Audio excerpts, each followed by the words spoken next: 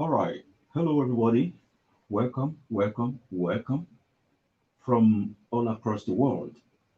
If you can hear me, both on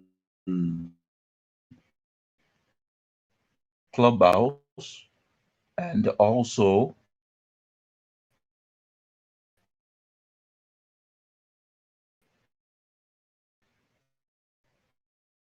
if you can hear me clearly on I'm so to be with all of you. Sorry, a little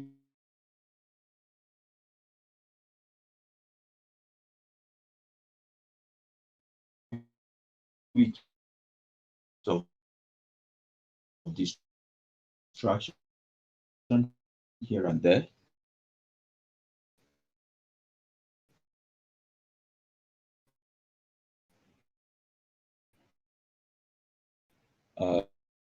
Trying to fix things up. I'm trying to drop them here on Telegram. Kindly be aware that this particular shrine session is also being broadcasted live on our YouTube channel for record purpose. So you may want to share sensitive information only under anonymous, but be free to talk. Everyone is expected to say one or two things. We are witness of how it has been in the recent past. I will be doing a sort of experiment by inviting one or two folks from Clubhouse to talk so that we'll be aware that they are following us effectively. Also, we have delegated someone who is going to be doing the opening Iwure for us here. Kindly mute your, please, people in Clubhouse, mute your microphone until you are asked to talk. Thank you. All right, so who is the person who is supposed to open for us? All right, reading writer. Go ahead and please start. All right. Greetings of the day to all the Orishas. Okay, we start first by paying homage. So we pay homage. Ashiba Odo to Mary. Iba Koda, Iba Sheda, Iba Tiyojo, Iba Tiwono. Ashiba Olumila Elerin Ìpín. Iba Ilẹ̀ Ọ̀gẹ́rẹ́ Àkọ́kọ́yẹrí. Àṣìbà ìyúnmọ̀lẹ̀ ojúkọ̀tún, àṣìbà àwọn ìyá mi àjẹ́ arúgbó aṣọ má balẹ̀, àṣìbà ìbà gbogbo òrìṣà ìbà. Yes. All right. So we go into positive decrees. I would like to employ everyone, all the orishas, to say Hashem as we decree positive. Okay? Orí pẹ̀lẹ́ o, àti tètè nínú, àti tè ẹnu kò ṣà. Kò sóòṣà tí dání gbé, kò sóòṣà tí dání gbé lẹ́yìn orí ẹni. Orí àpè ọ́ o, orí jàre dákun, dábọ̀ fi èdè nú. Fi èdè sàlẹ̀ ìkùn. Má jẹ́ káwa rí igi láyé o. Àṣẹ. Má jẹ́ kí bí àrùn ṣe wá o. Àṣẹ. Má jẹ́ káwa rí igi òfo. Àṣẹ. Orí jàre dákun, dábọ̀ fi èdè nú. Fi èdè sàlẹ̀ ìkùn. Iṣẹ́ àwa yìn wá o. Àṣẹ. Káwa má gbèrò ẹ̀yìn láyé o. Àṣẹ. Orí pẹ̀lẹ́ o, abániwáyé má ṣe gbàgbé. Ìwọ náà la sì wá ní ayé. Orí ẹja lẹja fi ń labú já. Orí tí ń ṣòwò àṣejèrè ẹyẹ kì í fò kó forí sọgi jàre fi èdè nú orí àwa jàre má gbàbọdé o àṣẹ orí àwa wá gbére kò wá o àṣẹ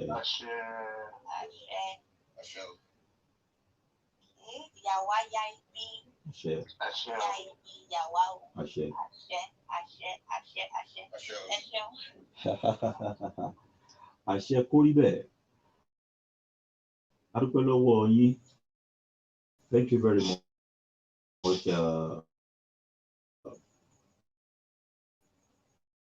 rhythm rider, for that wonderful veneration, and also the awesome way you have given us a decree. And I am so excited that folks like you share the same dispensation with me. Please, if you are not talking correctly, kindly mute your microphone. If you are not talking correctly, good. If you are not talking correctly, thank you very much. Anyone who enters the room should mute their microphone automatically. Mute your microphone so that it doesn't get involved. I'm so happy that you are able to do what you did. However, you did it in Yoruba language, and we have other folks who also are not of this particular race. So we would surely just go ahead and interpret for them. What our opener said was simply venerating our divinity as Orisha, talking to our Ori, speaking and telling it to be at peace with us, saying, our Ori, we plead to you, do not be an antagonist against us. Our Ori, we plead to you, do not put us in trouble, willingly or unwillingly. Our Ori, we speak to you and plead, do not lead us into temptation that will be overwhelming for us.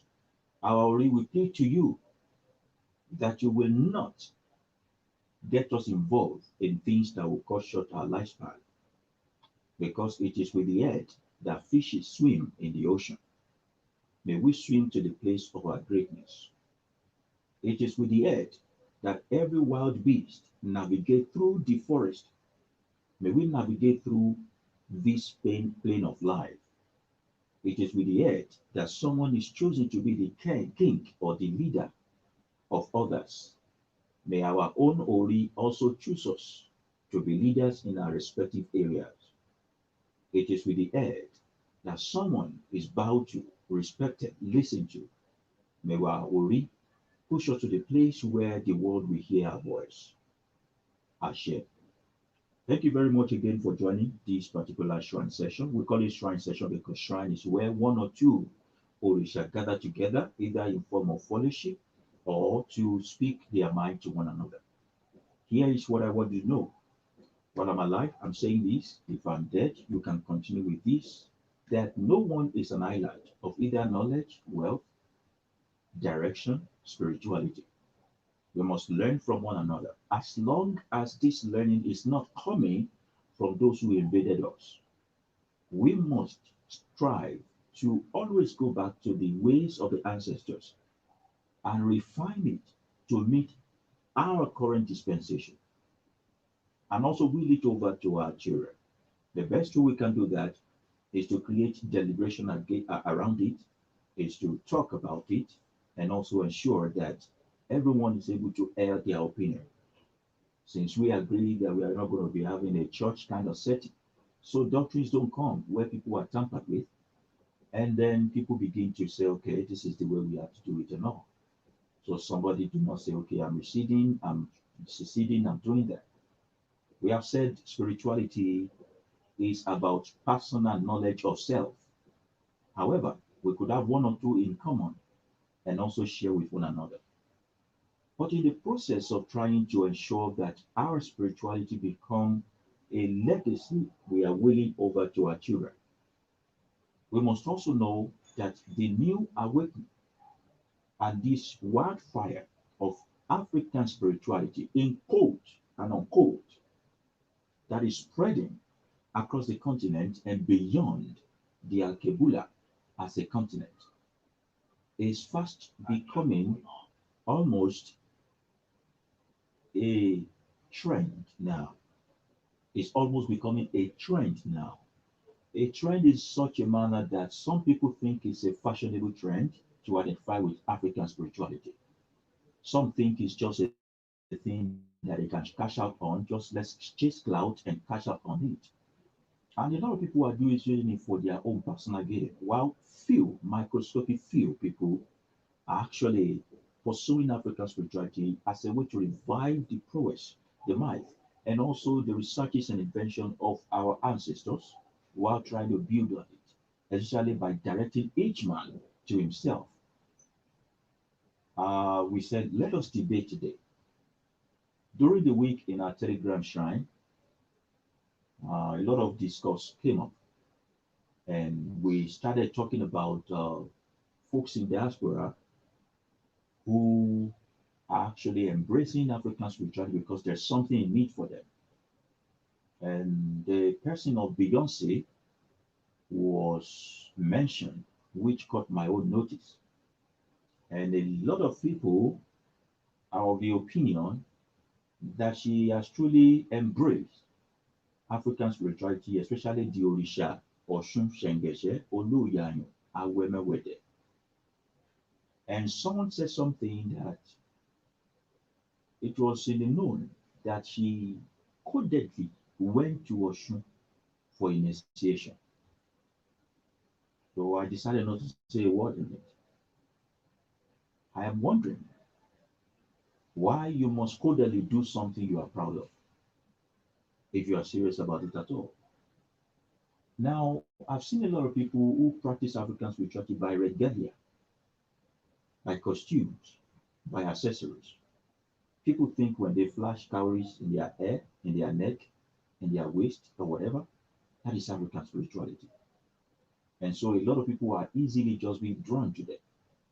People think when you have the little crown of the sun on your head, combining Cleopatra of the Greek people to some other indigenous Orisha here, then you are practicing African spirituality.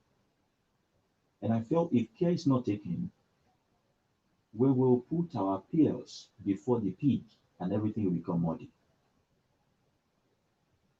I felt if we need to build a house, why don't you just go scraping the sky? And to scrape the sky, why not take the pain of building a great foundation so that our foundation don't be on lie lori iro. However, this seems to be what I see on the internet today. Everybody starting a channel, everybody starting a shrine, everybody doing this and that, and the Brazilian folks, the Latino folks, the diaspora, the African American diaspora. A lot of them who know nothing about Orisha and the way of it felt like if they dress in a certain way, talk in a certain way, then they are practicing African spirituality. And I saw some people are using it as a way to suppress anger or to also get back at the slave master. One thing I want to say is that the moment you allow anger get in your heart, what you are practicing is no more African spirituality. That's one thing I want us to know. If the reason why you embrace this is because somebody hurt you where you're coming from, I bet it is the nature of human being to hurt one another. If the reason why you left church or mosque is because your pastor did this and that to you, I'm telling you the truth, human nature is volatile, very unpredictable, very unreliable. But if you read your way out of those religions into this place, there are some things you'll be able to notice. There will be a red flag if someone is using the method of the invaders to practice African spirituality for you. And then you will be able to tell yourself that I will not become a slave again. That's the purpose of tonight's shrine session. And I would personally love if we can start talking about how can we curb the menaces that comes with African spirituality. How can we go ahead and curb the menaces? As a matter of fact, What are the menaces that you have experienced practicing African spirituality? Let's start from that. Last week we spoke about the things we've been through in the hand of the invaders and their religion. So today let's see, we'll talk to ourselves. This is a family meeting. What are the menaces you have been through while you embrace African spirituality? Either before you knew someone like me or not. If you have a word to say, you can go ahead. And for this session, I would like Z. Is Z there? Zeno?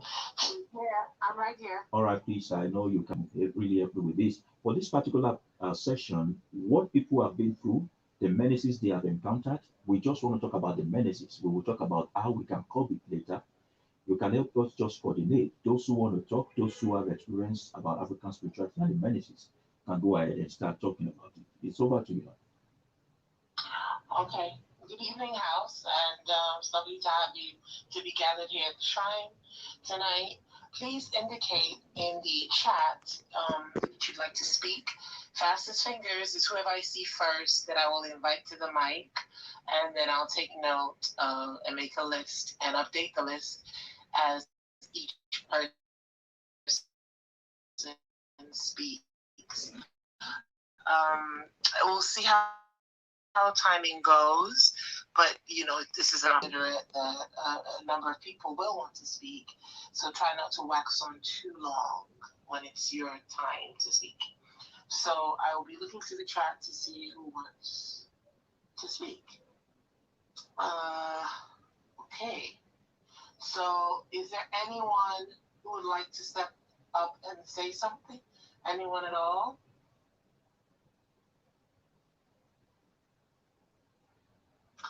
We're very quiet tonight. Or am I just not seeing anyone raising their hand?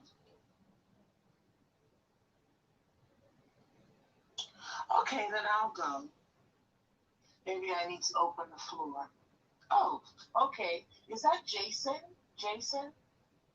I see your hand up.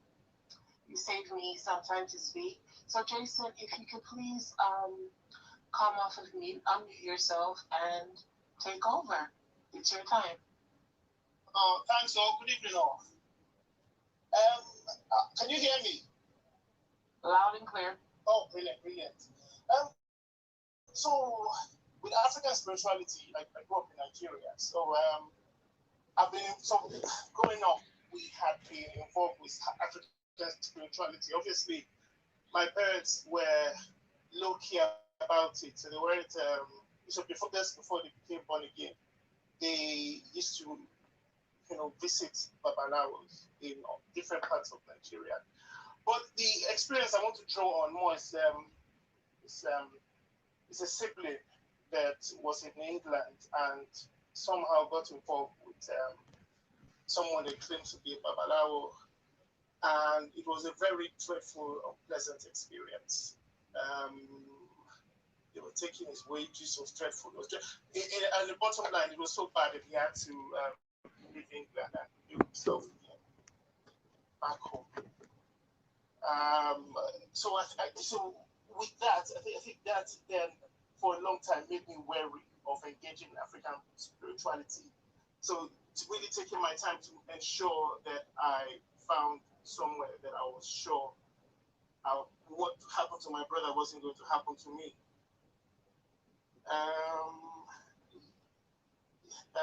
That's one. And growing up as a child, we had experiences. I can't really say if they were. I can't really say if they were that negative, because I was a lot of the time I was maybe young, pre-teenage, but I had that experience, and they kept going from one to the other until they finally became born again Christians, my parents. And I think what also didn't help is, I'm not putting that out, is when they became born again Christians, things really improved for them.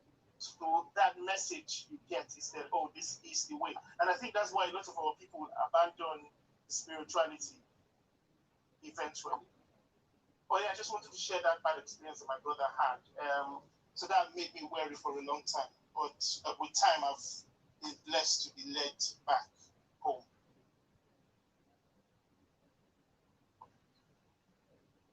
Thank you, Jason, for that. Did I say your name correctly? How do I say it? Yes, this is common name, European Jason name. Okay, because it's spelled differently. Thank you, Jason, for sharing that. I will now invite Stefan, Stephen with PH, to come to the mic and share the experiences you may have encountered that probably weren't very warm and fuzzy. Stefan, can you hear me?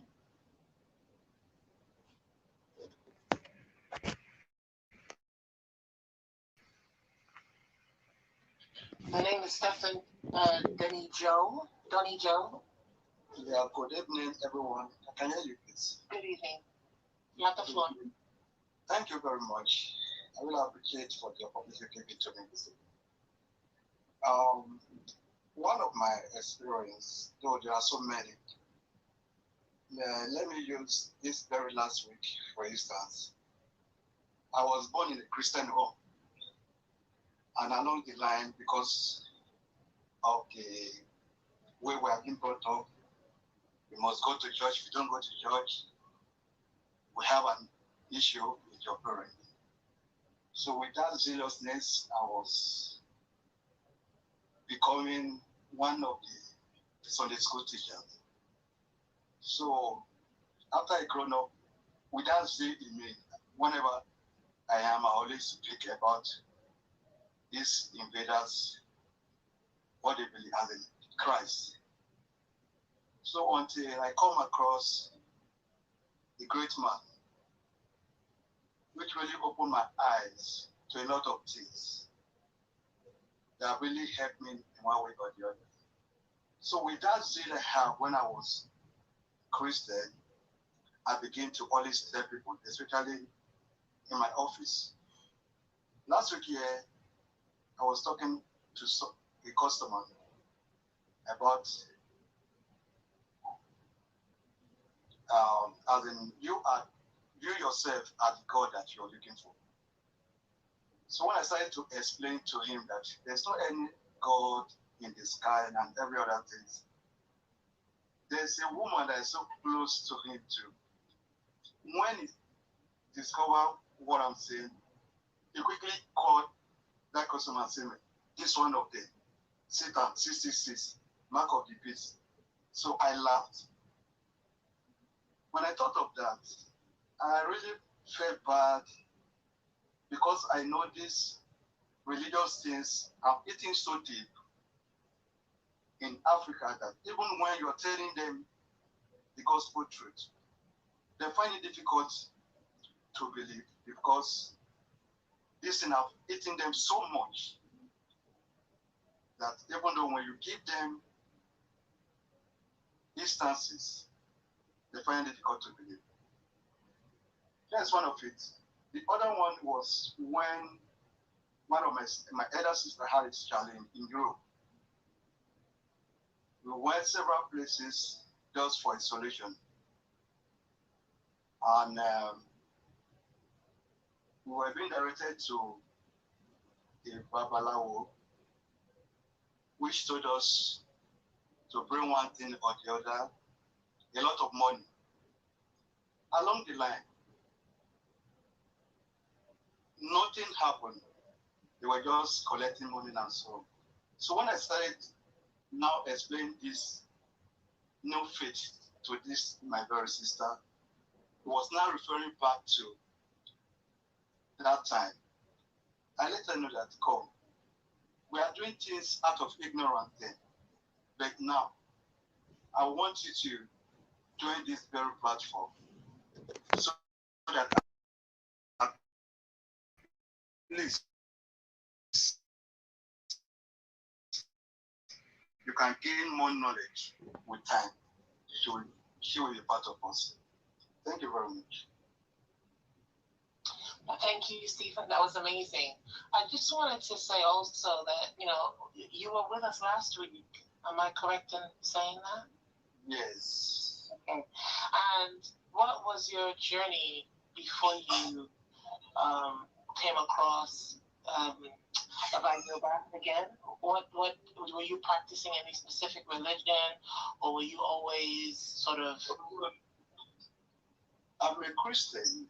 Okay. I met Baba Yoruba. Okay. In fact, I'm a Sunday school teacher. Wow. So I know a lot of things.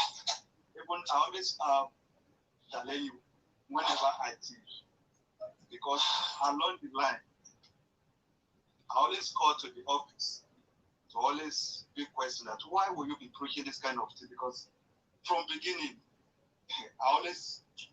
my message is always different from what they really believe. So I discovered that I have this African things in me from beginning, as in this belief from my foundation. So whenever I'm teaching, I always bring this information into my message, which along the way they will come into the office. Why will you be saying this kind of things in the church or something like that? But I always let them know that.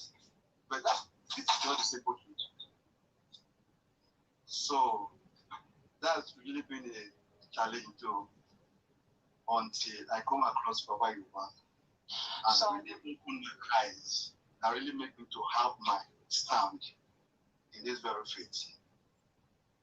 That's wonderful. They say you either stand for something or fall for anything. So that's a wonderful position to be in. And thank you for already being an emancipator, even being in a hostile environment. That's very brave. You must pat yourself on the back for that. And I want to say, would you say they made it easy for you to transition? Because some people, even now, they still say it is well. God will do it. It slips out because of habit. If you've been doing something for 3 to 4 decades, and then now you're like, okay, I need to break away. Would you say it was a simpler transition for you because you were already a secret rebel in Christianity? Please come again, please. Would you say that for you it was a lot easier to transition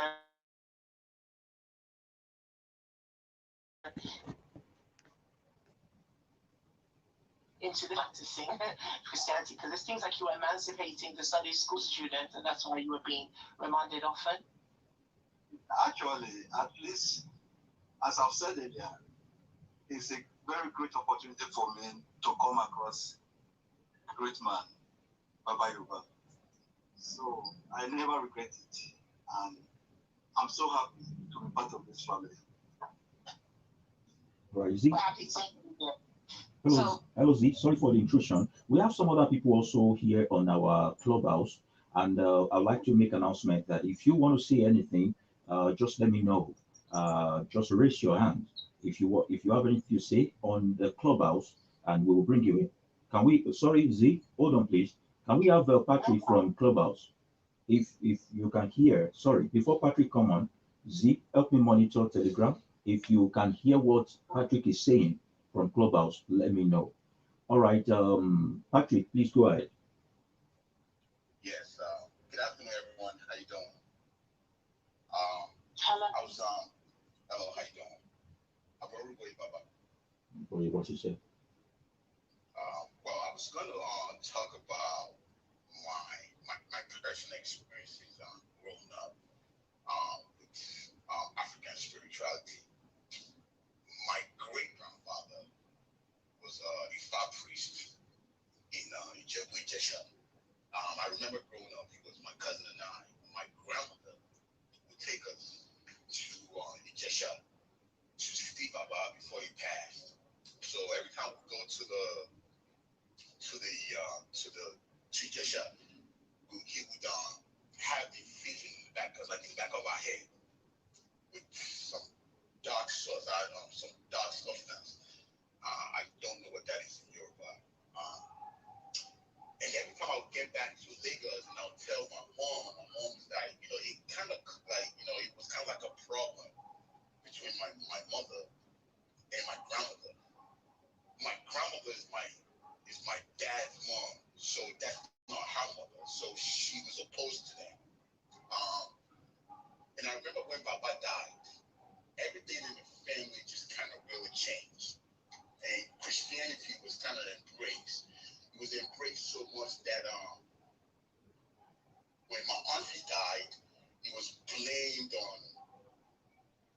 African spirituality pretty much.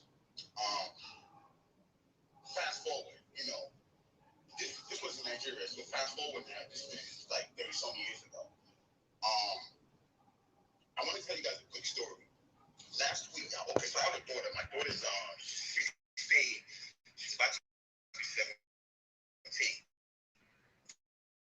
So I picked her up, we went, Dad, I want to talk to you about something. I said, what's the problem? She's like, do you believe in God? And I kept quiet and I looked at her. I said, which one? She said, because I'm not a Christian and that I've been meaning to tell you I'm not a Christian. I'm like, okay, why? She said, because I've been doing research and I find, Christianity to be a scam. This is a 16-year-old that's talking to me. And everything that I'm serious, everything that she was saying was like, whoa. And it just kind of really hit me that the time is now. We need to start talking to our kids. She knows more than I do. She said there's no God in heaven. Nowhere. And she kept telling her own personal experiences, saying I've been able to tell you, but I didn't want to tell you because I know how you feel. I started going to church 10 years ago, but I didn't embrace African spirituality. I just had questions. A lot of things just weren't the same. So we were exchanging, our experiences, and that felt so good. This felt powerful.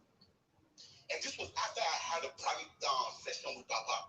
So I'm like, is there something else on me for her to bring up that conversation to tell me, well, Dad, I don't believe in God.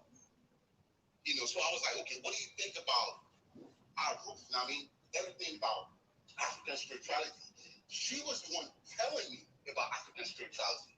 This is a 16-year-old. She didn't grow up in Nigeria. She grew up here. So I just want people to know the time is now. The way is now. These kids, they know. They understand. They might not want to talk to you because of the whole stigma of, everything we do is demonic. So please, let's talk to our kids. Let's get the train going. The time is now.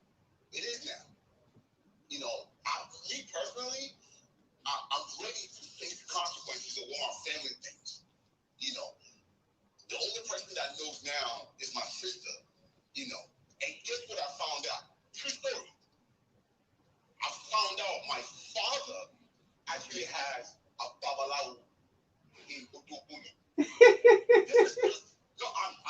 kid you not. My dad has a babalawo in Otokuni. Because I left him a long time ago. So it was a conversation between my dad and my sister and my mom. Because my mother was supposed to go to the babalawo to do something or pick up something from, and my mother refused. So it was a fight at home. And I didn't even know this.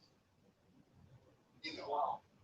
I was very proud. I called my dad, and everything has been happening for the last month now. And I called and I told my dad. My dad said yes.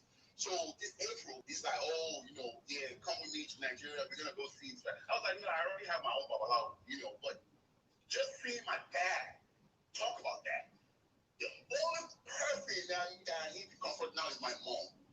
Because my mom is so deep in religion that she's lost herself.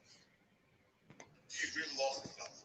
But you know what? Let's forget about the older people. Let's concentrate more on the younger ones. The time is now. Because you might think they don't know. They understand. They understand, especially with this new trend. But we just want to guide them in the right way. Like Baba said, do not join African spirituality because you're hurt.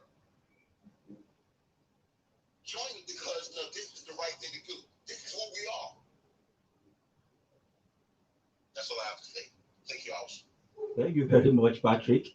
You started sounding like Franklin somewhere there. Are you an emancipator too?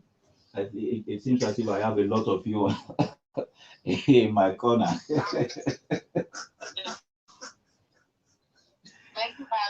All right. No problem. Thank you. Thank you. All right, go ahead, Z. Good evening, everyone. Oh, someone, Bashi, please hold on. Bashi, hello, Bashi. Hello, Bashi.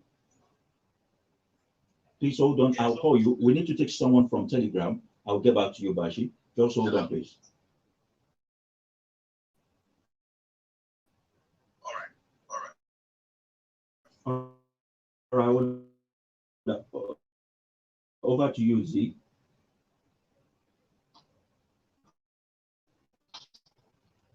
Okay.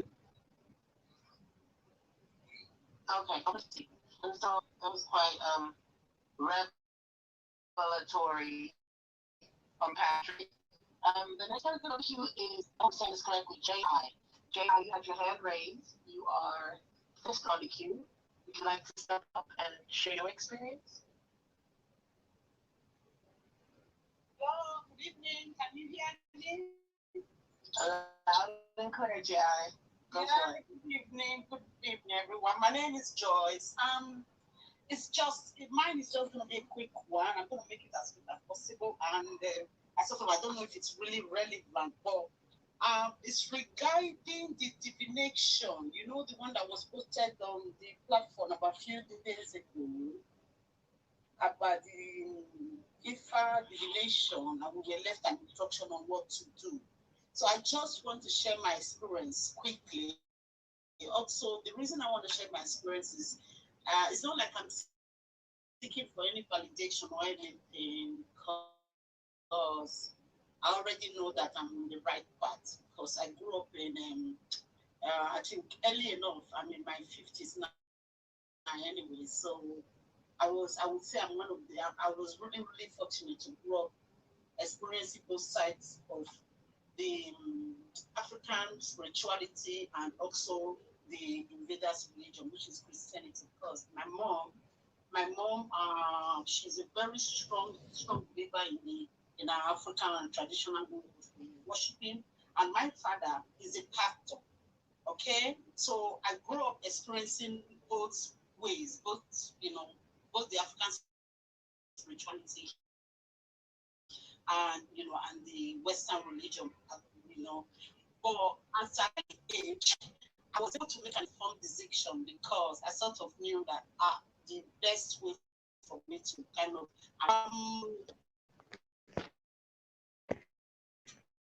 because what I as a young child, I experienced I had aunties and uncles who were also pastors as well, and who were also strong believers in the Asian religion. Kind of way they treated us and the love we felt from them, compared to the love I felt from my aunties and uncles from my mom's side, was so different. So I was able to see lots of hypocrisy going on.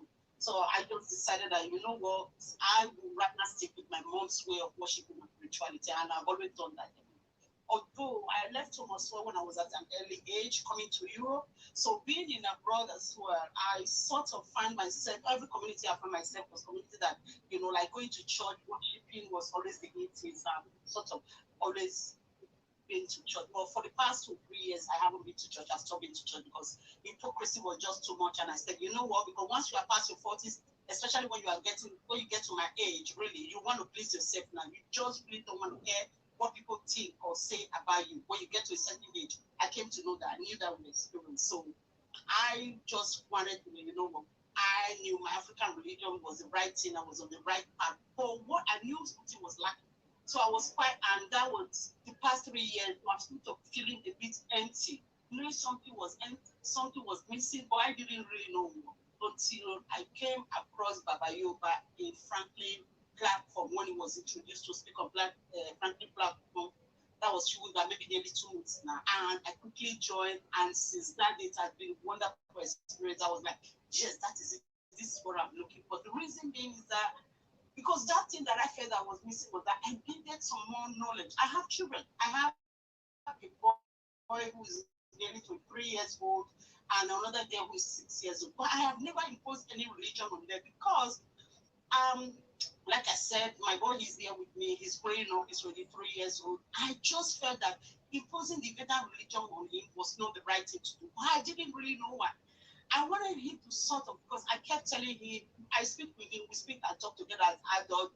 He's sort of kind of leaning towards being an atheist, but I know he's not, you know, but I knew he's seeking something, but I couldn't help him as a parent because I really didn't have that deep knowledge of convincing him to follow me in my African spirituality.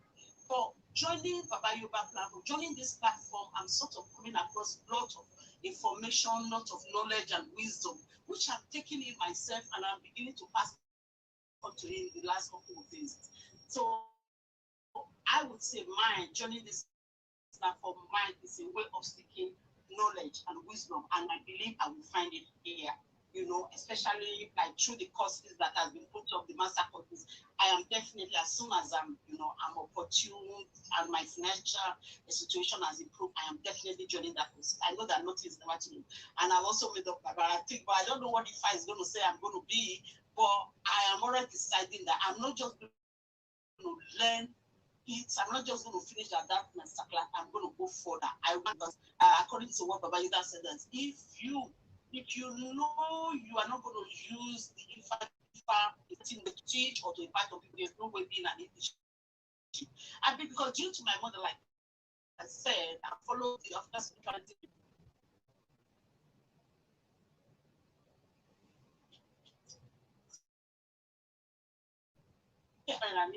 My mom, she was through my mom. I was able to, I got an IFA as well, but one is being done by my mom. She's an you know that. But I want to know more. I want my journey to be improved, to know how to do things, to know how to use IFA to help people as well. So that is my son. Then coming to my recent experience with the message that was posted on the platform a few days ago, I just want to use this aspect to encourage people who are on the platform and who are new to the ways of if I just want to use this to encourage you. A few days ago, that was it was on Thursday, I received a letter. But before that, a few weeks back, I woke up with a strong feeling that I needed to consult IFA to have a divination. I got in contact through the WhatsApp platform. I got in contact with Baba Yoba, and the automated message told me what to do, and I followed it. But getting to the place to pay, I found out that the money to pay for the divination was a bit out of my budget right now. So I put it in my mind. I said, you know what? This is the first thing I'm going to do in the next couple of weeks as soon as I have the money. So I put that. I know that I needed to consult IFA. So I put it there. It was in the burner. I'm just thinking, working towards as soon as I have a free money in the next couple of weeks, I will make that payment and I will do consultation, divination. But unbeknownst to me, like on Thursday, letter came and said I owe some money. And I look at this letter. My name is on it, but I can't remember. I've never lived in that address. It's nearly £4,000. And I know it seems like an ongoing issue. People keep calling me, I owe money. I said, I've never. So I called that number and I said to them, I need more details. And they sent more details to me. I found out that it was a very close friend of mine who has used my name as a tenant in her house, and she left bills there. And this thing was taken to court, and now I'm being pursued by the court for my pay about £4,000. So I was like, oh my God. I was still thinking what to do. Come Friday morning, I saw this message posted on the platform saying that we have to do a certain divination because IFA and Mandela will do it because of what is going on. If everybody, you can please all go back there so that I don't take much time. What is going on is like, you not being accused unjustly.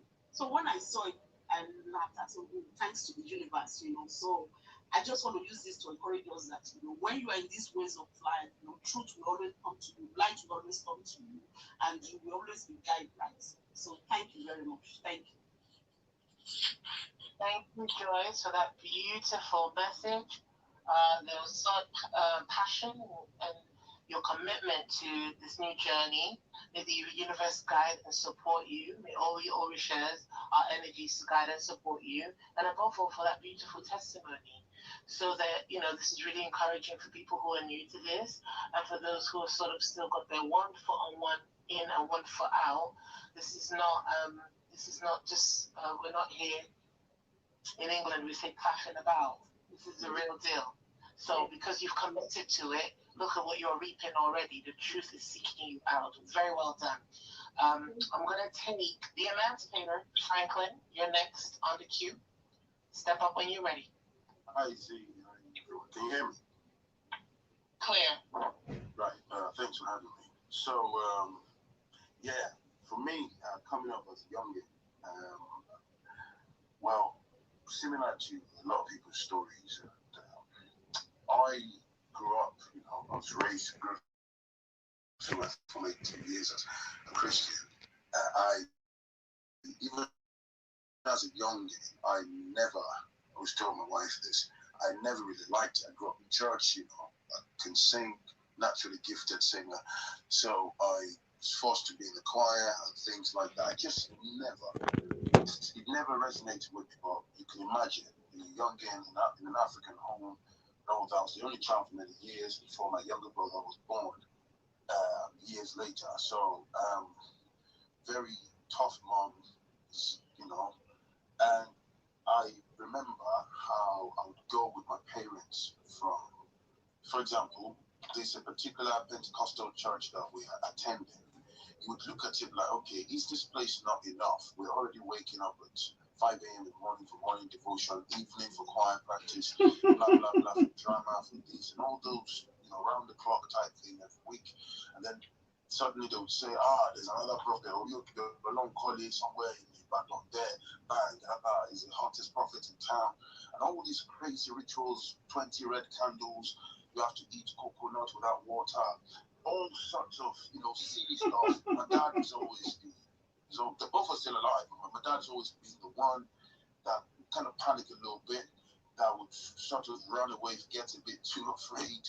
And like they say in Yoruba language, like, I just watched my parents like jump from church to church. And I remember as a youngin, my main point is, I would always think in my head that what kind of problems do we have that we have to jump from church A to B to that denomination? And talking of African spirituality, I remember that one of the main things that shaped my thought process during my formative years as a young child was, of course, what we know today as the wrongful depiction of African spirituality by particularly platforms like Nollywood, right?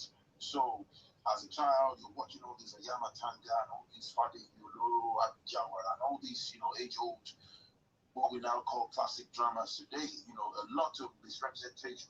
And bear in mind, most of these things are scripted. Some of them might have been done that way to deliberately mislead the wider public and all that. And I remember scenarios being around my parents where as soon as you see someone, particularly my own mom, you hear anything to do with like go to a part of the band or in families and stuff, and you see like traditional, worshippers and stuff. I liked it as a kid. I resonated with it. I was curious to know more, but they shut that down faster than the speed of light. It was instantaneously labeled as being toxic, being demonic, being like something you shouldn't align with, whatever the case may be. So you grew up, the minds of a child particularly is like a sponge. You soak up these things. And that's pretty much the story for the kid coming up. Because anything you hear, Babala, will just hear the key words, will think, oh, whoa, this person is a demon. This is that. So we didn't get the chance to know that this is who God is, indigenous, all that. And I working for me, even as a young, I would always ask myself so far. Anytime I had a one-on-one with my dad is an because it's late by nature. But anytime just my observation over the years, in England, so for example, we met, let's say we talked about Yoruba. So I was talking with my dad.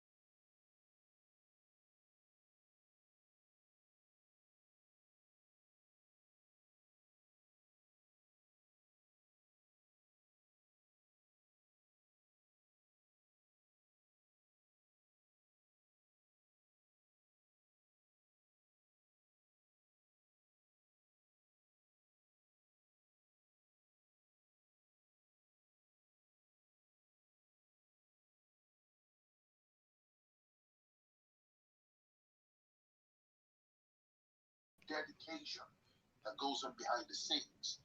It's cool now that everybody's jumping on the bandwagon. Like he said himself, people want to cash out, cloud chasing, and all that. This is a way of life. And particularly for me, what I wanted to say is we shouldn't be afraid or ashamed to walk down this pathway. The fundamental problem that we have in our society, which comes from brainwashing and mental conditioning, is people gravitate towards this pathway when they have problems, when they want to get something sorted, but they want to do it behind closed doors, and then still use the invaders' religion in front end to destroy the same thing in the open and say, oh, it's demonic. So even me being a content creator, I've had people that send me email, I've called me demonic. I'm telling you, man, people that have called me, somebody actually, it's interesting, there was somebody that came, when Baba Yoba came on my channel, and then the first time, talking about the Yoruba deity, African spirituality, the first time I brought Baba Yoba on, they called me loser. Somebody said, oh, I knew it. Judging by the size of your glasses, one would know you're demonic. I'm thinking, what? How does my glasses show that I'm, typical Nigerian people, right? They called me all sorts of names. They bombarded my inbox. They did all sorts. I was looking at them. I disregarded. Next video, I brought Baba Yoba. I am unapologetic is what I'm saying.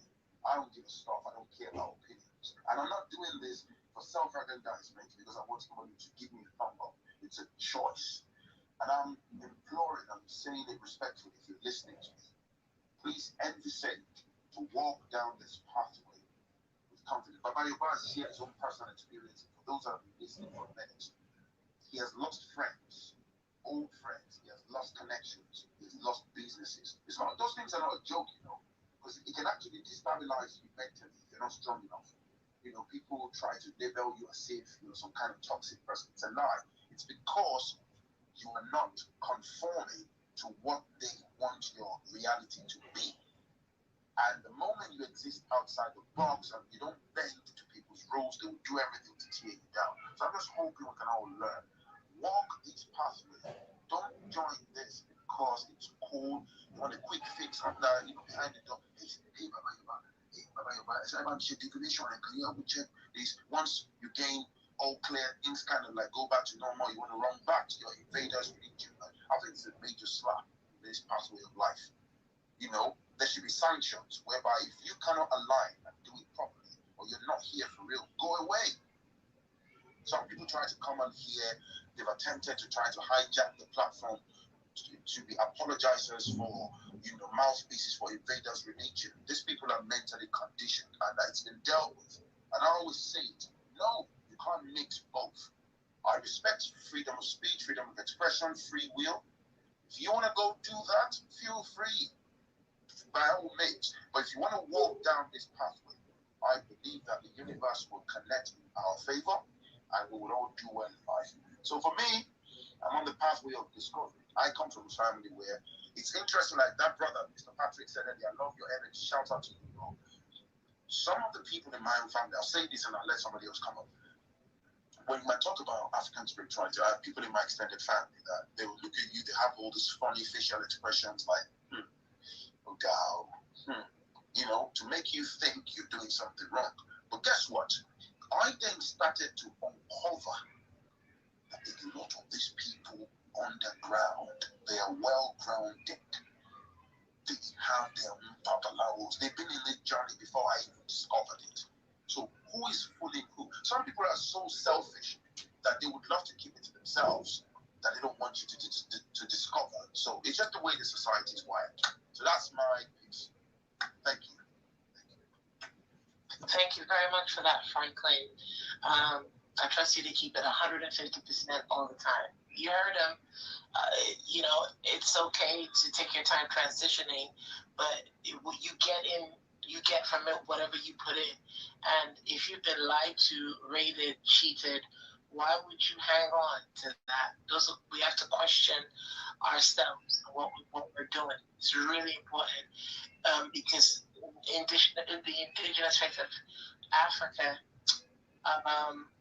you have to be accountable and be responsible. Things like grace and, of course, be merciful, but things like grace and all this forgiveness that the sky God will give you. There's none of that here. In all honesty, there's nothing. So what you make of it, and you can't be distracting other people if you're confused. Just understand that. So I'm gonna ask. I believe Baba Yoba, you had raised your hand. Did you want to speak now or at the end of the session? Yeah, I'd just like to speak briefly now. Okay. Thank you, Frank. Over to you, sir. All right, thank you very much, Z, for that skill of coordination. We want to apologize to those who are listening to us both on Clubhouse and also on YouTube. If the sound is not so high, I'm using a very, very, very, let me just, it's an analog phone to phone and all. But don't worry, we'll find a better way. All right, so we're talking about the menaces of African spirituality.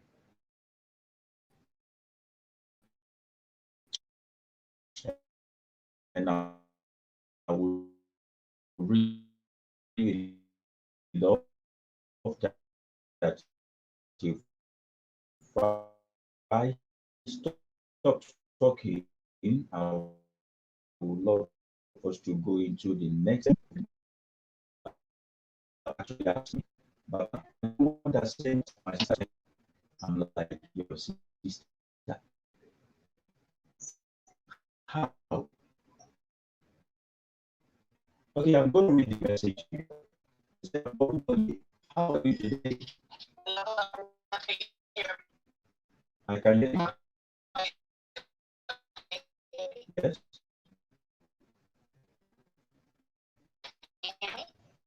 I can hear you.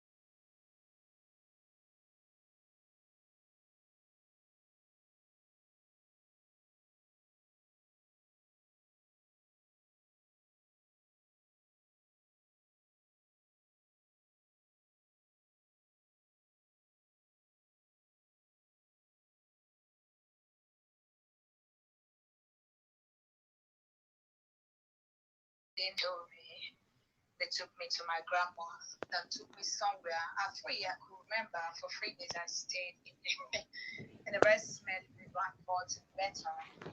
Then I remember again at 10 years when I was struck with, I don't know what happened. I couldn't walk. So I was given, my dad was given something to be basically with a spiritualist lady that came every night and they would take me under a plantain tree to bathe me.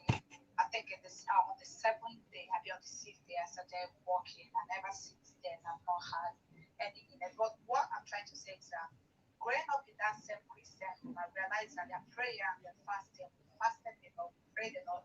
But my parents are quite laid back, you know. So, but they will always invite somebody to pray and, you know, bring gold, everything, so many things. Then when I came over to London, it was like my mom, she was so passionate about it. She would send money to people that would go to the mountain to do all stuff. So I decided to, like, say, I'm a grown woman, I have my own family. Don't give my name out to those people anymore. I will do my own stuff. But I found myself like praying and doing everything. When I graduated from uni, I was 7 months pregnant with my second child. I've always had a good work. My first job was in school, and the school trained me, and I became a funny teacher. I won't last. There was always something panic. People were always judging my courage and everything. I went into Veneration. So I didn't last. I left that job. I didn't even have another job. Then the next one I went to Camden, I work for Camden Council now. But it's been like from one good job to another, but I continue having panic attack. Then I started suffering from panic anxiety. Every day I'm praying, every day I'm fasting. It was through my friend, the coordinator, that she introduced me to a YouTube program with Frankie when he brought Baba Yuba on. Even at that, I was very skeptical because with my initiative with Baba Alawuza, like, oh, they're very fetish. No, they'll do me something wrong. But I found myself not like, even with the prayer and everything, I knew that was something about me. I needed a strong, I needed something else. I needed, because like my mind, I have a gift of telling dream, and every time I'm saying it's happened.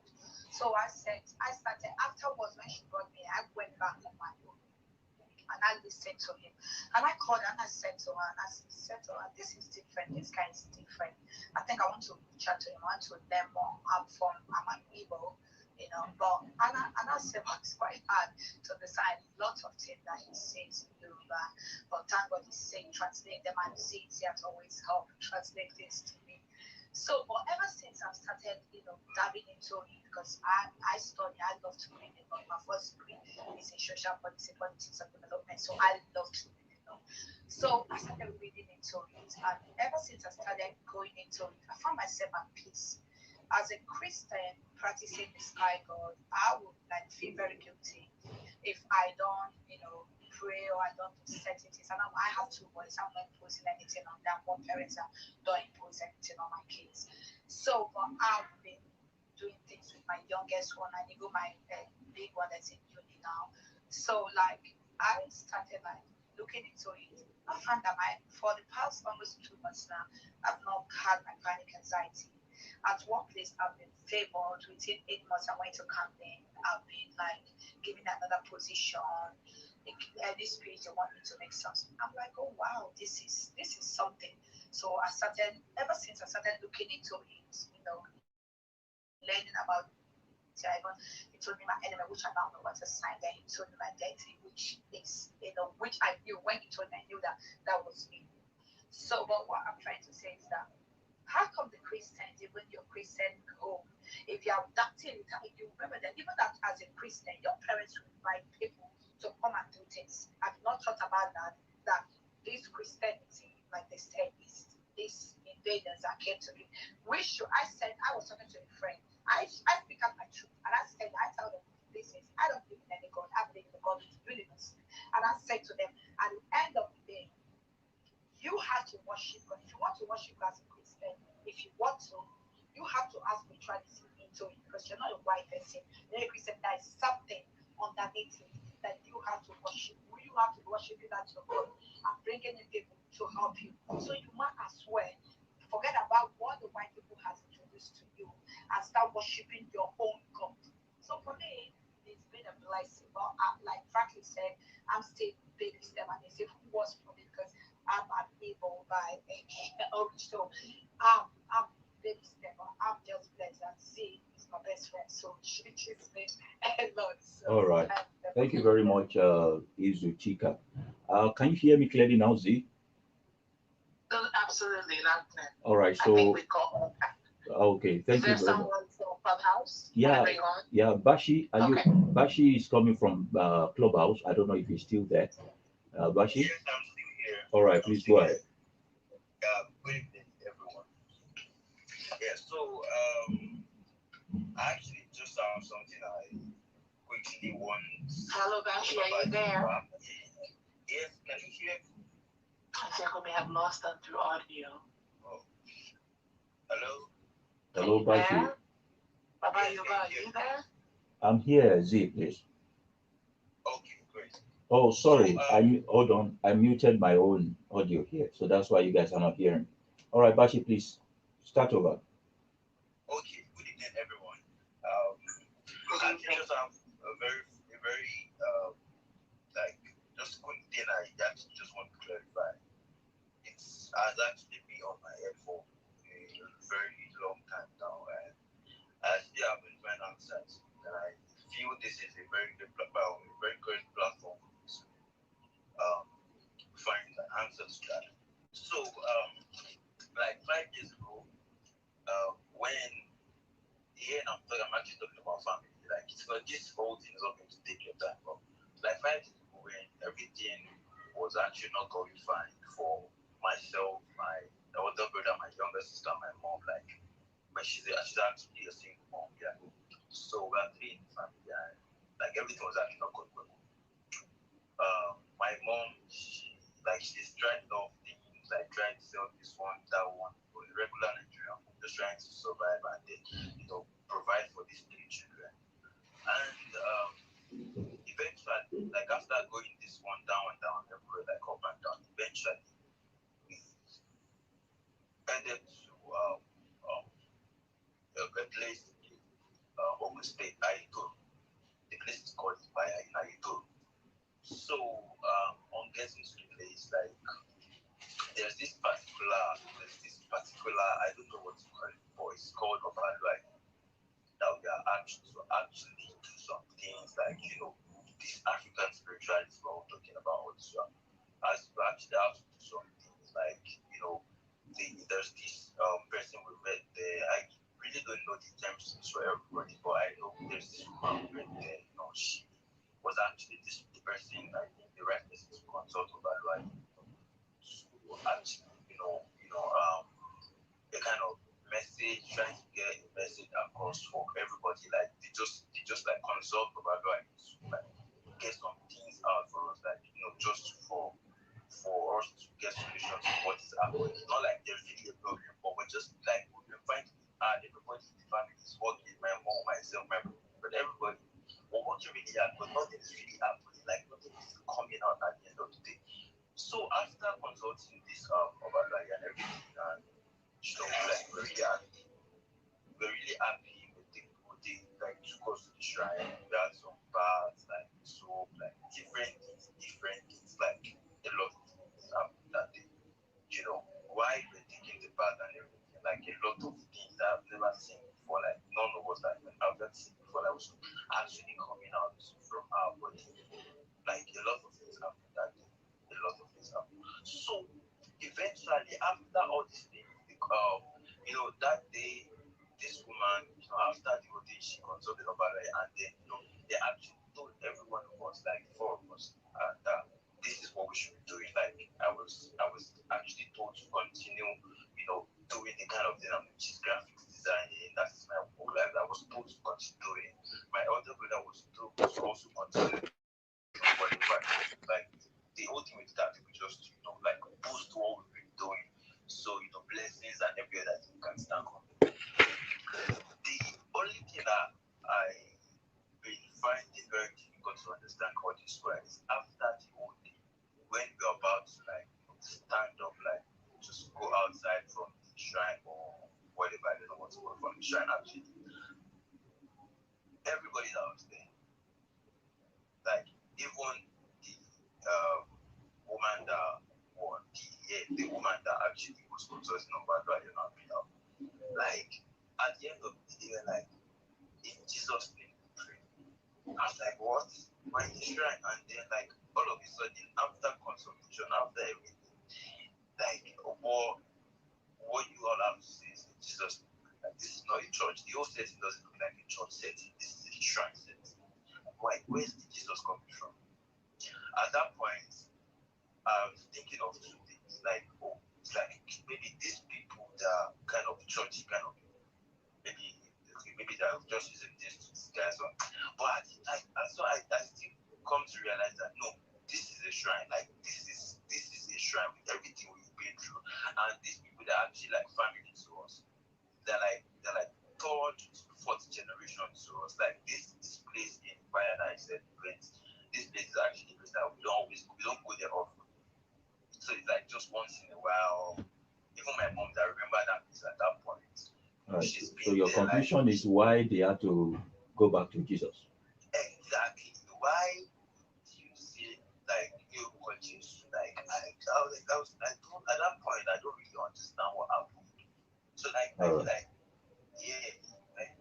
that's actually all right. Thank you. I will be. Let me take it off. You can mute your audio there. All right, please. Whoever is having their microphone on Telegram can put it off now, please. Z, please. All right. So the fact of the matter is, the name of Jesus have nothing to do with what you went to Obaluaye for. When you were speaking about Obaluaye, I was going to ask that are you going through some kind of sickness or ailment, because Obaluaye is also known as Shokmana, and it is the energy that weighed off plague. Remember, whenever I tell you that an energy can do what is good, we can also manipulate to do what is evil. So chicken pox, smallpox, all those things, all those this problem that happens to children when they are. So there are some things Obaluaye are used to keep there. Obaluaye is actually one of the skill or discovery of or sewing, which is the herbalism aspect of African spirituality.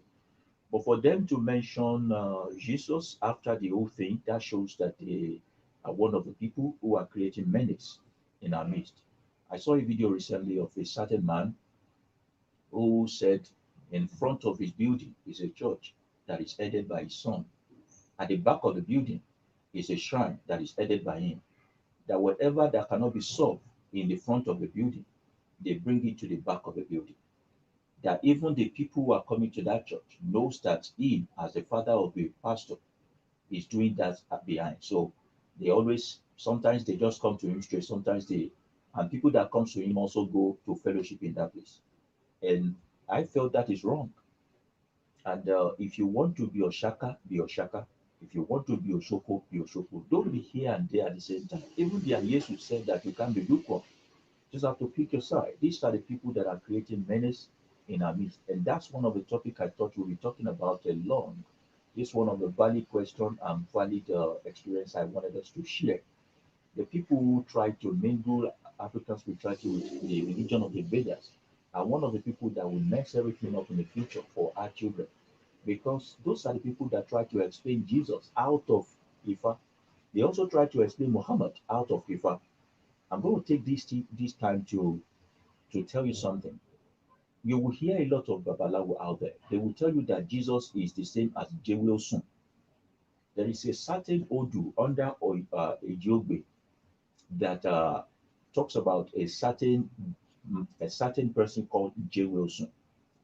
And the Jewelsun, I would have gone ahead to do the recitation of the Odufa for you, but I wouldn't. Jewelsun was going through problem in life. And they said, so that the people of the world don't see the end of Jerusalem untimely, he need to make some sacrifice. Because Jerusalem is the firstborn of Olodumare.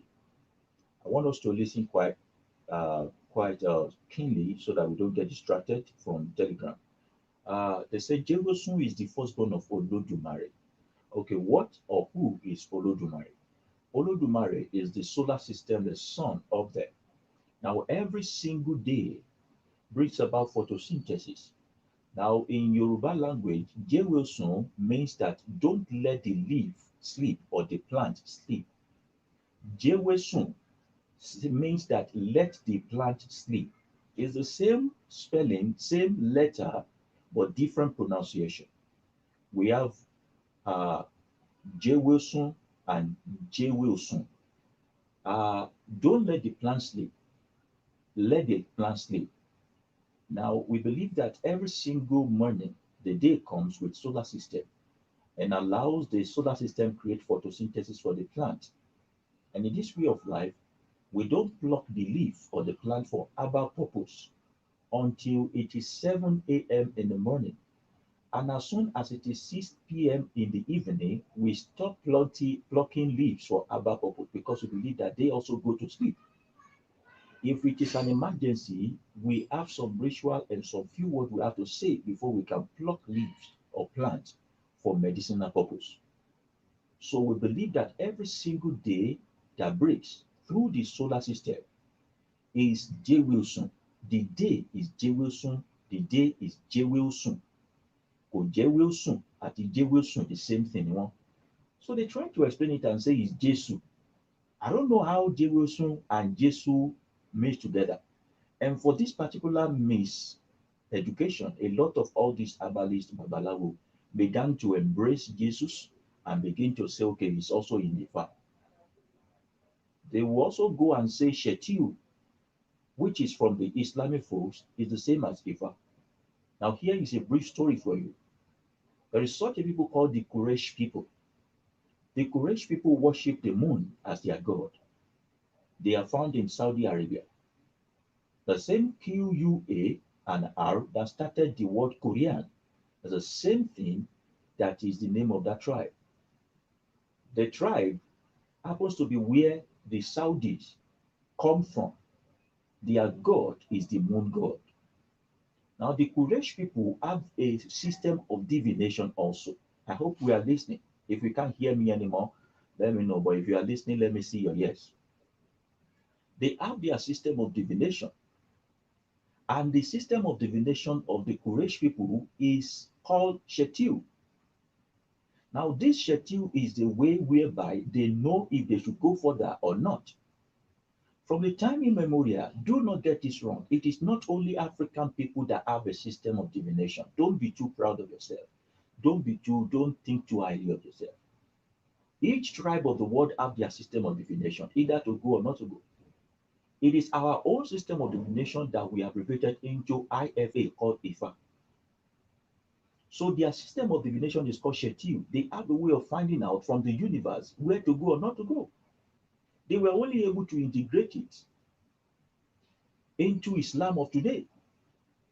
Then you now go back to the old Roman people also, the Rome people, the Jewish people. When you go to their Bible, I hope you know that it was the Roman people that started Christianity. And the Jewish people were part of African Archebulan as a continent before. The whole of Archebula as a continent was expanding to even beyond Jordan to Saudi Arabia, a major part of what we call Middle East now. It was through the instrument of extermination, ethnic cleansing, that they invaded those lands and stayed in. So we have left that for them. From Mediterranean downward here, we chose to stay. Do you know that the Ethiopians, the current Ethiopians, those light-skinned Ethiopians are not Africans? When you meet a real Ethiopian, what's the name of that king? Is he a Selassie or whatever? They will tell you that they are Jews, lost tribe of Israel. There's a lot of twist and plot and coup d'etat that is happening in Africa that you don't know. The Algerians, the Tunisians, the current Egyptians are not one of us. But let's leave that here there.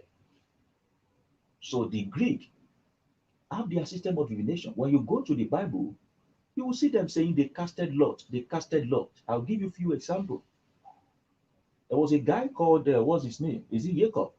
When they went to his uncle's house, Laban, when he wanted to live by force, Laban said, I have learned through divination that God is blessing me because of you. What type of divination system did he use? At least he wasn't practicing the religion of Abraham.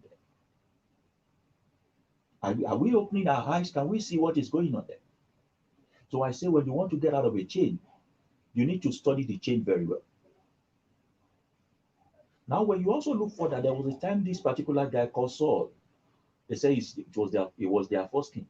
He made a decree that nobody should eat. His son, Jonathan, Remember, I'm very, very careful when I'm mentioning their name. I don't say J, I say he.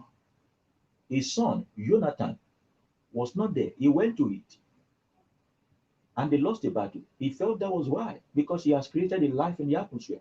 When he was going to know who actually ate something, he had to cast lot, a system of divination, to find out who actually did that. And the Lord denied.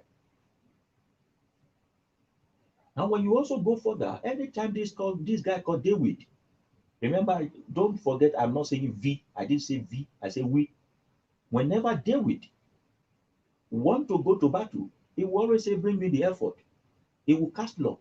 He will inquire. It wasn't inquiry by way of a voice coming from heaven and saying, go, don't go. No, he was using lot, a system of divination.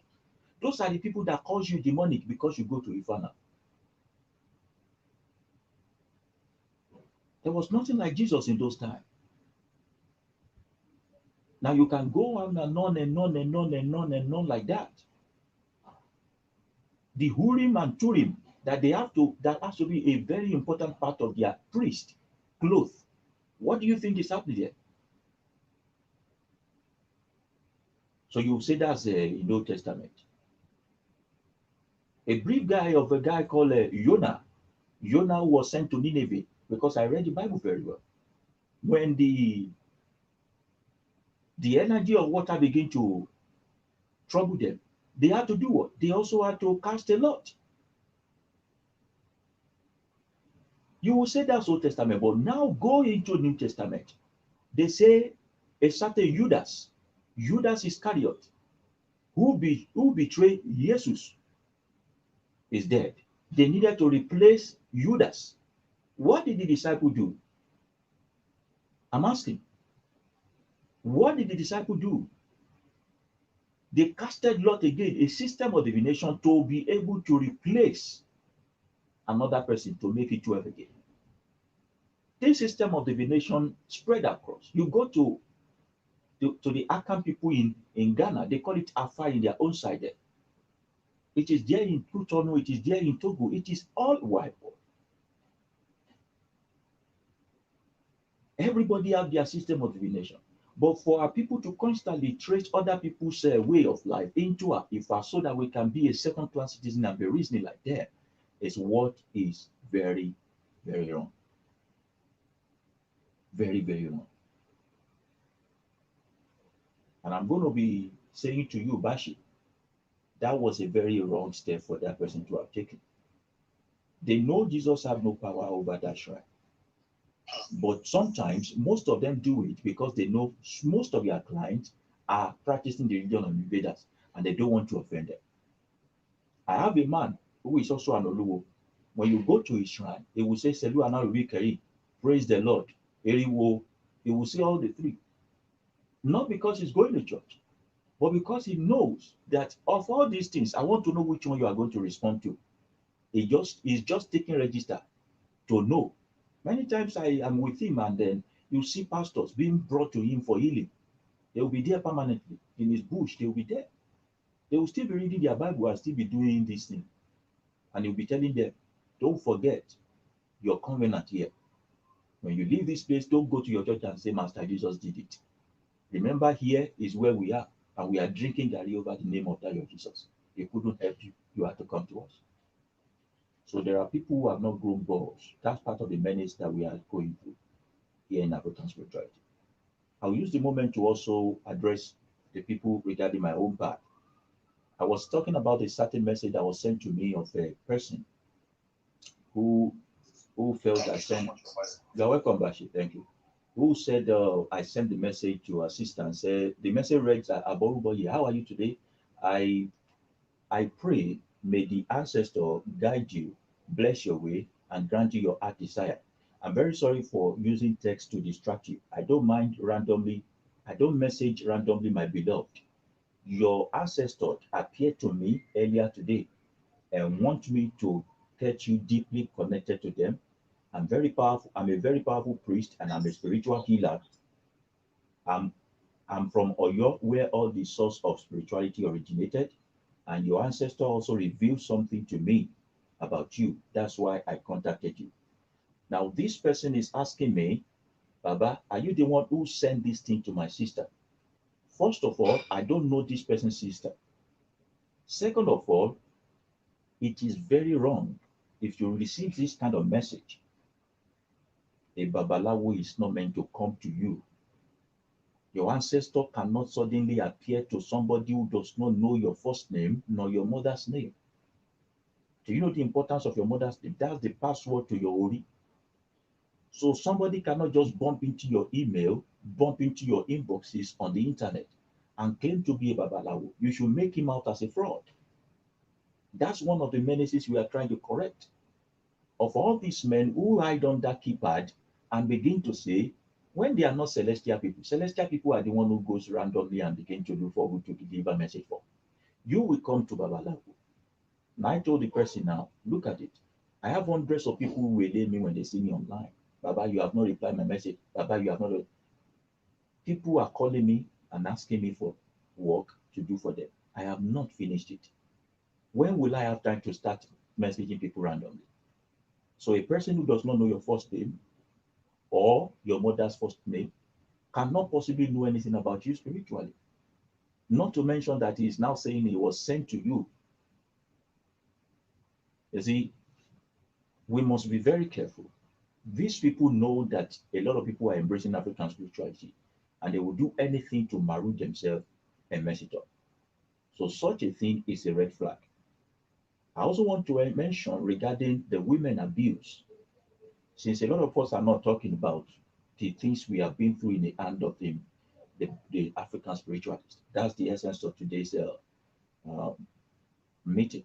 The women abuse.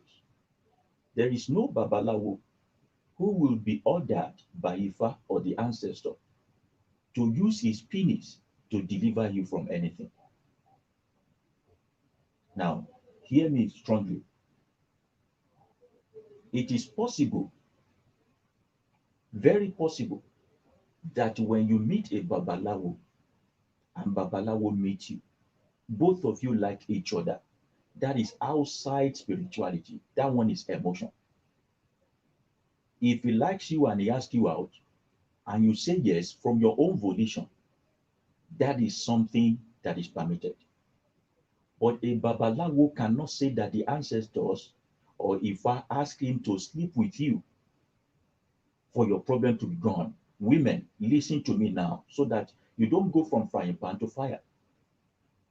Under any I'm going to be reiterated, under any circumstances, should you meet a babalawo who tells you that in order to get out of a certain problem, him as a babalawo must have sex with you, and his sperm is one spiritual sperm that will cleanse all your spiritual husband away. Run. Oh. See, if you and that babalawo, you like yourself, you can go to him for job. He works for you.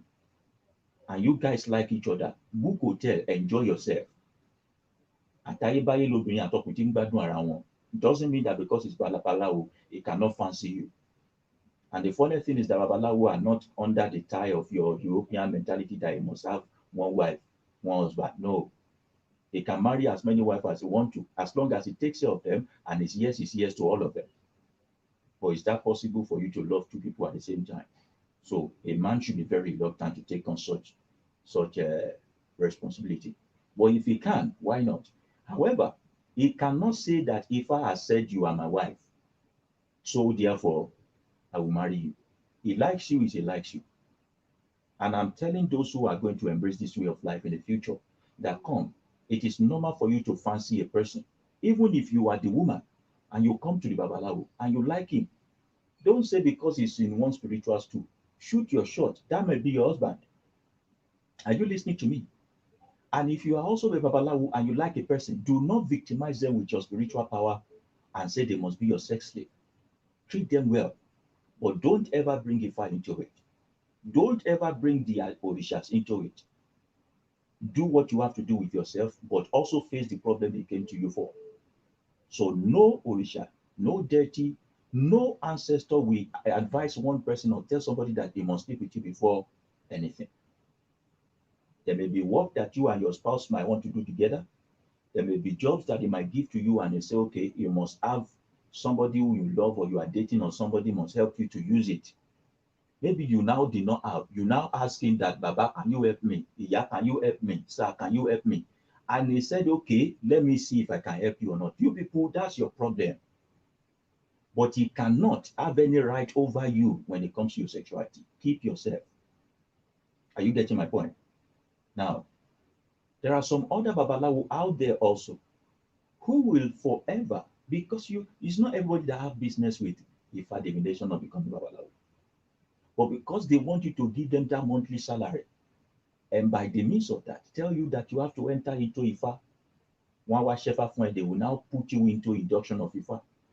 And because they have almost the physical representation of your divine being in their care, they begin to tell you that they need to buy a phone today, that they need to pay their school fees tomorrow. See, let me tell you something. It is wrong. It is a wrong practice for a Babalawo to put his expenses on you. You are under no obligation to be the one who fund the lifestyle of your Babalawo. If you like, let him remove Ashe, let him go and do betu. It cannot work on you. If you have money to give to your Babalawo as an appreciation, if what he's doing for you is making sense, you can take care of him. But he must not be the one who come to you and ask and give you tasking or give you tax and say, my son is going to school, come and send them. Take this one and help me. No, it is wrong. There are people who uses the Ifa initiation to string people down, and we must correct them at all costs. When you approach any, I'm not saying all of you should come to me. If you reach out to any Babalawo and you have this trait in them, please run. This is the reason why for me, I charge for my divination token. For the time you are going to send me around, for the time you are going to do this, for the time you are going to talk to me. People wake me up in the midnight because they want to talk. Okay, you have paid for my time. I have to be awake for you. So when you pay divination token, I don't ask you for any more thing, except if I give you prescription and you need to buy item. And I know my people, they know me too. Having paid divination token, if I tell them that the item we need to buy is 120, some of them will even send 119, expecting me to add the one naira to it. Some, it is exactly the 120. Okay, will I use Google or will I use Amazon robot to take the item from one place to the other? Or the people that are working for me, will I use my teeth to mobilize them? People don't put that into consideration, and I don't bother them because they have done enough already. So when you see a man who is coming to put his own family problem on you because it's your Babalawo, it's not real. Those are the menaces I think we should be correcting and we should be bringing out during our journey into African spirituality. I'd like to stop there for now. Z, please take over.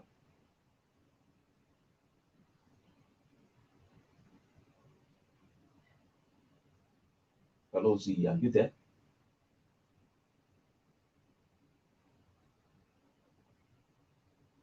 Sorry about that. My audio went off. Can you hear me? We can hear you, but you are talking from a distance.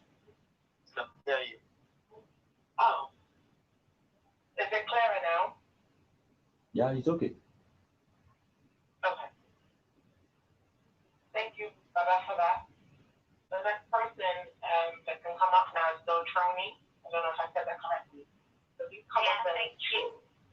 hello, Yes, Troni. can everyone hear me? Good evening. Good evening, go ahead. Yeah.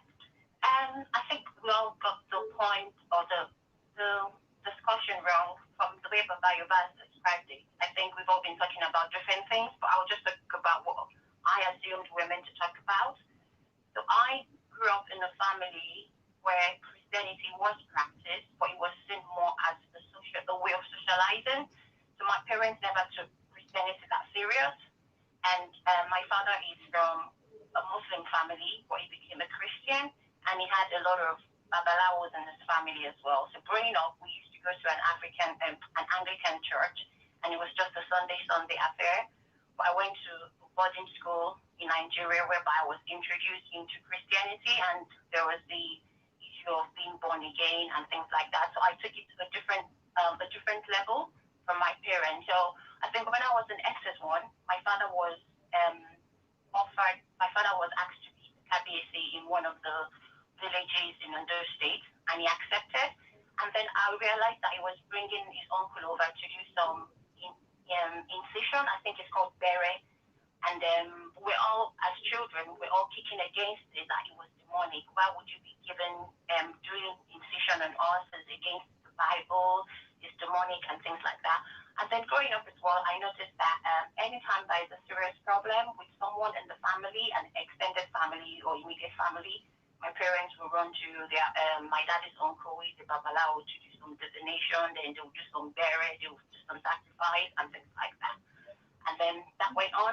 I became my own person and I continued with my Christianity. But my husband and I will often wonder, why is it that the pastors always brainwash us and then they tell us to do things we don't question? Maybe because our generation, when we grew up, we never asked questions. Anything we were told was yes.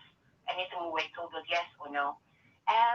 So we started asking questions, questioning each other, wanting to know more about what were our forefathers doing before the event of Christianity or the event of Islam.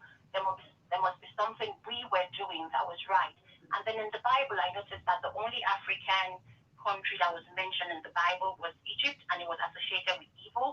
And I've always thought, where did the African people come from? Africans were never mentioned in the Bible. Adam and Eve were white, so how did we evolve? Where did we come from? Then it took me time to just understand until when I'm a teacher in the children's church, and then some of the kids started asking me questions that I had no answer to, questions I never thought of myself, and I started thinking, wow, these kids must be so intelligent. Maybe I haven't really read the Bible well, and I'll go back to the Bible looking for answers that were not there. Then all of a sudden, I think my husband is a great fan of Franklin, and I listen to a lot of things on YouTube as well, and I've seen Baba Yoba on that Phrases platform when he was talking about his experience in the Reading Bible School. Then there was one evening, I think my husband was on live on Franklin's platform, and he told me, you need to go to Franklin's platform. There is a man there talking about African spirituality, the question we've always been asking, we need to learn. So when I said Baba Yoba, I was saying to my husband, I know him, I've seen him before, and I tried to explain to him that he used to be a Muslim, he's a Christian, how come he's talking about African spirituality? So that got me more curious. I just wanted to learn. So I just started the journey myself and trying to learn. I've been speaking to some of my friends, and some of them have been telling me, I think you need to reset your mentality. There's something wrong with you. You're backsliding. So I've got teenagers. I've got two sons. One of them, I have a 16-year-old that is very inquisitive as well. So he hears myself and my husband talking openly about African spirituality. And today he said to me, Mom, you're going to hell. And I said, why? He said, because you just said to me, in African spirituality, we don't believe in sky God. And you're telling me there is no God, there is no Jesus. I think you're really going to hell. Stop listening to this bullshit you hear on the internet. And there's something actually wrong with you. I'm feeling so sorry for you. I think I'm going to call the pastor to come and pray for you. There's something wrong with you. And I was a bit torn apart when Patrick said his own daughter was the one talking to him about African spirituality, and I feel really bad because I think I haven't done well as a parent, because I thought I was doing the right thing by taking my children to church for them to learn about Christianity, but now I feel so guilty because it's even difficult for me to explain to my son that I think it is, I believe what I've told you is wrong, and this is the way to go. So yeah, that's just me, and I know it's going to be a difficult journey. I know people will castigate me, people will tell me I'm crazy, but I'm just here to learn. I want to know more. I want to know the right way to do it, the right way to speak to my children and let them know what the truth is. Even the same Bible says, when you know the truth shall set you free. I just want to set them free. I want to be free as well. Thank you. That's me. Thank you very much. Sorry, Z, let me quickly add something to that. Thank you, Dotroni, for that. We would like to encourage you not to feel downcasted because you didn't know any better. That was how you train up your child. And some children are not easily broken. For a child to look at you in the face that you are going to hell, that means he or she is a very strong believer in what they have been doctored to believe. And they have a great potential, because if they stumble on this truth that you have stumbled upon also, that's the same way they are going to go all out for it and also be able to convince themselves about it. We parents must know that there's such an age called the age of hypnosis for the children from age 0 to 7. They are watching us, they are hearing us, they are studying us to make up an hypothesis which they will live the rest of their life with. It is only children who are quite rebellious at that age, who are opinionated at that age, that are hardly being doctored and adulterated into thinking the way we think. Uh, some of these children are sometimes seen as maybe autistic. They can be unusually silent and quiet. They don't really relate with people much. They are slow in speech and they just don't go the way of others. The easiest diagnosis for them in West is that they are autistic or whatever, but they are pragmatic. They are not falling in line with the world system. What you think is normal is not normal to them. They have a different kind of IQ. It is hard for them to fall in line with you. And in their formative age, they reason, even though they don't talk to you about it, even though they don't ask you questions, they are curious, they are unsatisfied.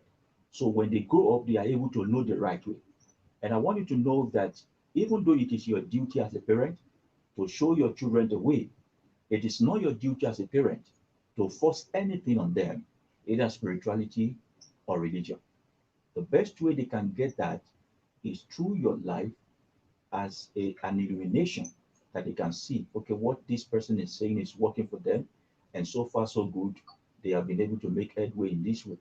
They will also begin to retrace their steps. And that's the reason why we are creating African Spirituality Masterclass, for us to be able to know how to live as a family who believe in one thing and also practice the same thing. Don't beat yourself down. There is still hope for that child. Just allow them to grow at their own pace. There are a lot of adults who are even more funny than that child of yours. Thank you very much. Z, please take over. Can you hear me now? Okay. Thank you very much, Baba Yoba. And Dotrani, I wanted to say, add to what Baba Yoba said, you're by no means a bad mother. You haven't failed at anything. You've come to a realization, a crossroads, and that's the first step. And just be mindful of your wording. The journey will be challenging. You've heard some of the things that Baba Yoba has been through, and look where he is today. So it's important that saying difficult, challenging means it will be rewarding, and absolutely will be. But try not to use things like difficult, because what you put out there will manifest. So can we please have Ola? I know you've been sitting on already all evening. Please step up and share. Remember that you're sharing, some of some experiences you've had with IFA before encountering this platform. Yeah. Àbọ̀rọ̀bọ̀yè fún Babaláwo. I greet all the Orishas in the house. My name is Ola. I'm very grateful for the opportunity to speak to everybody in the house. I grew up in a Christian home, and all I knew was Christianity while I was growing up, and all through my university education in Nigeria, then before I came to Europe. Because all what my mother had introduced us to was Christianity. But I learned my mother's father was Agbonmola. I think he died about 2-3 months after I was given birth to. So I barely know anything about him. And I think because of Christianity, nobody in my mother's family actually took after him. So everybody became Christian, and the whole thing was kind of eradicated. So I've always had some curiosity within me that some things were not quite right. Because whenever I was facing challenges, living when I was in Nigeria, and I prayed Jesus Christ, I realized that things don't work. But when I decided that I wasn't going to pray, that I see some changes, then I discussed with some friends, and they would tell me, oh, that point was that the devil was trying to tempt you, that when you don't pray, they interfere as if things happen. Well, that's not true. So I came to Europe with the mentality. I did have a master's degree in Europe. Then, with another friend from Cameroon, started a startup company in Germany where I live. And things were so tough. Things appeared to be going smoothly in the beginning, but after some time, they were not clients, and I needed to pay tax, I needed to feed myself, I needed to pay rent and all those things. It was so difficult. And because I belong to the European Satellite Mission Network, the Copernicus mission, so I used to travel to Brussels to do this business. So I meet the top people in Europe. I've been to the European Parliament, and I believe that with all this connection, something should have happened.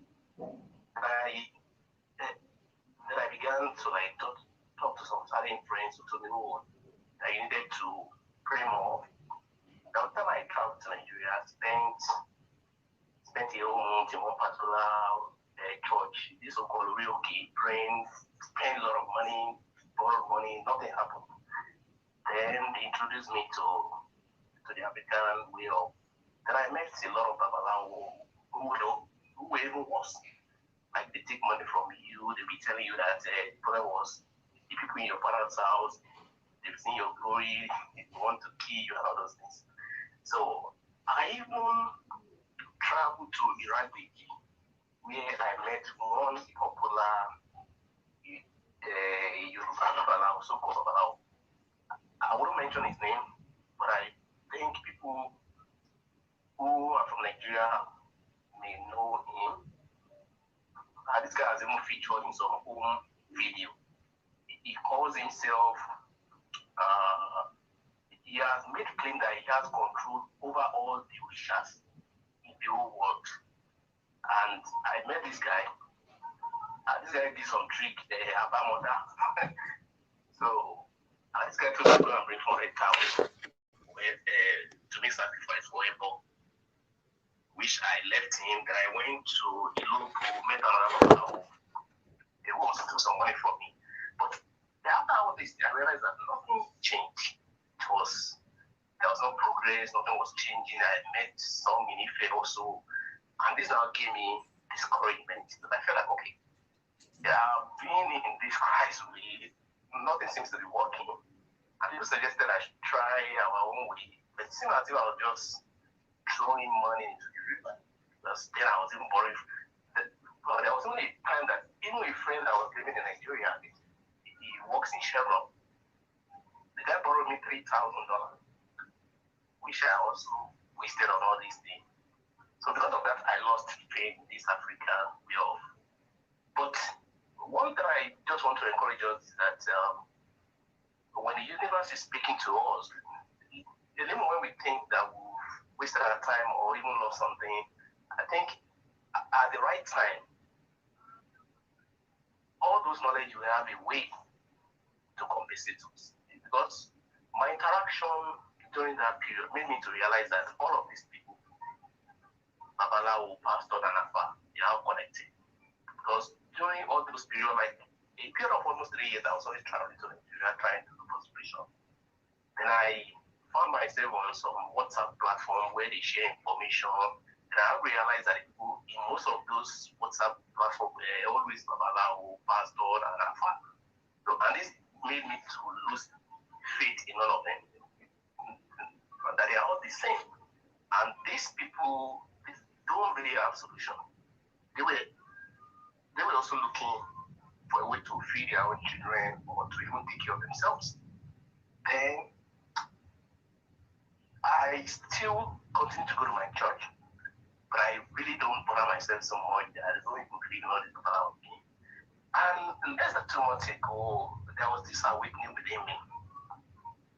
From nowhere, I had this awakening within me that I began to put out of my mind that, okay, the best thing is just to focus on myself, to ask myself. And that was the period I watched Baba Yoba one of his YouTube video where he was speaking with this man from one white guy from US. They were talking about the black supremacy. And I was like, wow, who is this man that seemed to have so much knowledge? That I began to watch some of his video. They were so enlightening and uplifting. The way he was speaking that, no, you don't need to subject yourself to any babalawo. That the best thing is for you to understand yourself, but you can always consult Ifa, because if you go to Ifa, you are still going to be the one to solve your own problem. Because even if you go there, you don't do what he asks you to do, that nothing's going to change. Then the way he was shedding light to this way of life made me to realize that, wow, maybe the people I was going to were probably not the right one. But I was still kind of skeptical. One, that I also don't have the financial strength at that time to also say I want to consult. But he did something which was a validation of what I was going through, the revolution I was going on in my own life. He was able to make me validate that way. Maybe I'm on the right path.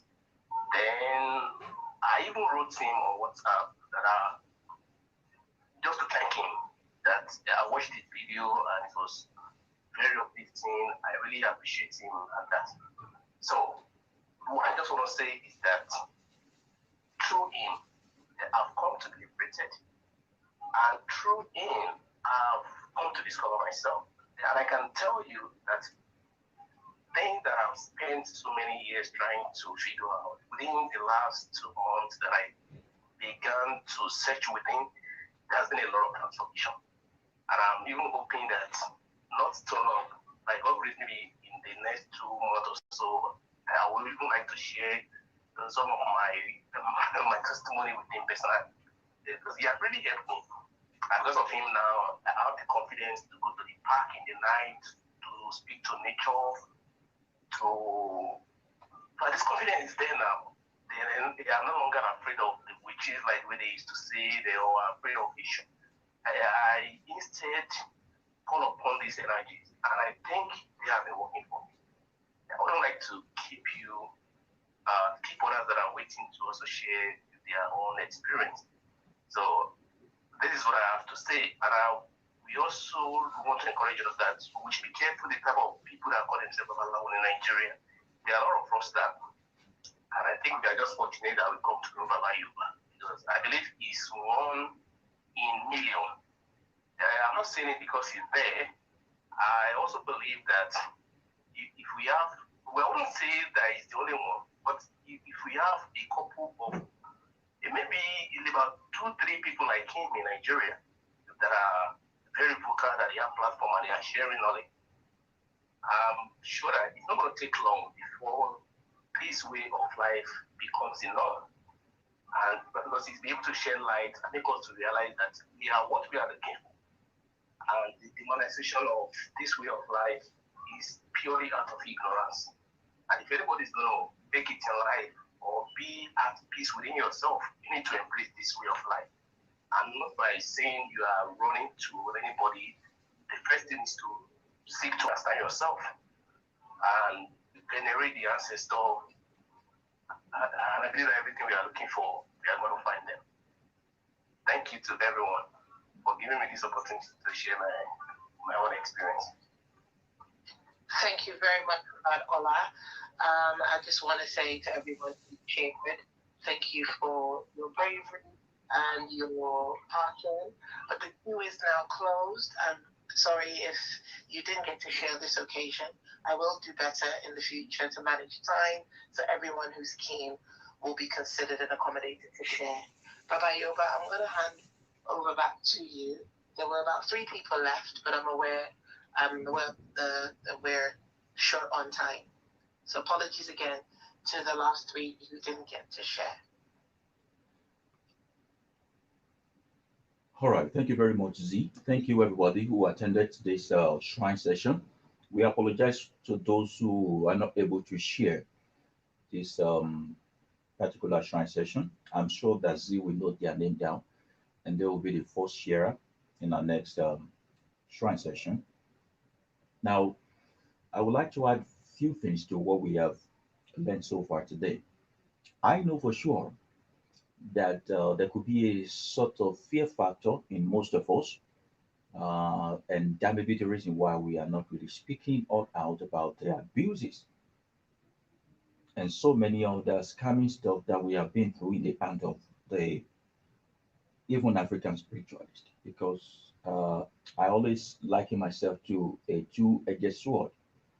If I'm talking to the invaders, I'm also talking to the insiders. My aim is to ensure that all mankind live fully to the proportion of their divine reality, and no one is taken for granted. I want to be able to multiply the knowledge in as many people as possible, so that the greetings at Boruboye is not only directed to me, but to each and every one of us. So in each household, we have the, the man of the house who is Ibabalao, and the woman of the house who is Iyanifa, and their children are fully Orishas. So they can stand upright everywhere and defend themselves. Note that the fact that we are talking about African spirituality does not say that we should not excel in other area of life too. You can practice African spirituality and be an engineer, astronaut. You can be all the things the universe wants you to be, including knowing yourself. But the problem is that most people are in other people's profession because they don't know who they are. The act of knowing yourself is what African spirituality entails, not you making sacrifices endlessly and bowing down to trees or graven image. Bí wọ́n bá ń pèèyàn lólè, kọ́ mọ̀ gbọ́mọ ẹran jó. If they call you a thief, don't play with their lambs. Even if you are playing with, they will think you want to steal it. So if they have already said you are idol worshiper, don't prove them right. You are more intelligent than cutting down a tree and bowing to it. I'm going to say this to you. When you also go to any babalawo and they ask you to bow down to the graven image of one thing that he has put his palm oil and all that, know that he doesn't know what he's saying. He's taking you back into the frying pan and fire that you are coming out from. But if he teach you how to speak to your ori, if there's anything to bow to, it should be yourself. So when we say you should bow to Ifa, we are not saying you should bow to that plate and the powder and the divination rope. No, we are saying bow to yourself. The intensity of evil you can do is what they call Satan, if it ever exists. The intensity of good you can do is what you should know as God. Everything happens within you: joy, sorrow, happiness, sadness, hell, heaven. Everything happens within you. If you don't make it happen, it's not going to happen. So, this way of life is you creating the life you want. Create your own reality. There is so much space for you to become an active Orisha while you are still alive now. And let no one take you for granted. And I'm not saying this because I want you to come to me. If you go to others and they are doing malpractices with you, you can cross-check with me. I will tell you if this person is genuine or not. And if any point in time I also fall short of most of these things I'm saying, don't be ready to remind me and call me out. So I'm saying today that if you have to go all personal with a babalawo, let him sign a legal paper for you. Please, I would like to repeat it again. Do not trade your sexuality for a babalawo, except you both like each other on a romantic level and move on with it. But if you have to go anywhere else further with him and personal with him, let him sign a legal paper. Let there be an existing understanding within you, and let him be liable. And please start dealing with those who have their name registered, who have their institution registered, so that they can sue and be sued also. Maybe if we take it from that aspect, it will take these people another minute to consider that they are liable for litigation. And as I always tell people, Knowledge and literacy bay, which we operate upon for now, we pay tax to the federal government of Nigeria. And we have a document with EFCC. If at any point in time you think I have duped you, go and open a case file with EFCC. Whatever we have dealt with together, we will explain ourselves to them. That is as transparent and as honest as I want to deal with you. But you see, your African spirituality or your own spirituality is not limited to what your Babalawo told you. The universe is beckoning on you. The universe wants to speak to you too. The universe wants you to speak for others too. The universe wants to make you also an oasis of knowledge, wisdom. But how many of us are ready to allow that time, sacrifice our sleep time, sacrifice even our subconscious? So many of them, when the universe visits us, either in our bathroom, in our darkness, or whatever, we get so scared and we still keep on looking for those who will do divination for us. Can you just keep quiet or just shut up for a moment and listen to what the universe is trying to pass across to you? There is no devil pursuing you anywhere. Satan is not against you. Satan is for those who go to church. Hell and heaven is for those who go to church. You are the son of the soil. I didn't say son of the soil. I said you are the son, sun, of the soil. You are the only thing that make fertility possible. You are the one that create germination. You are the multiplication. You are the light. You are the sun. You are the solar system yourself. Don't be scared of your source. You need to learn how to be resourceful.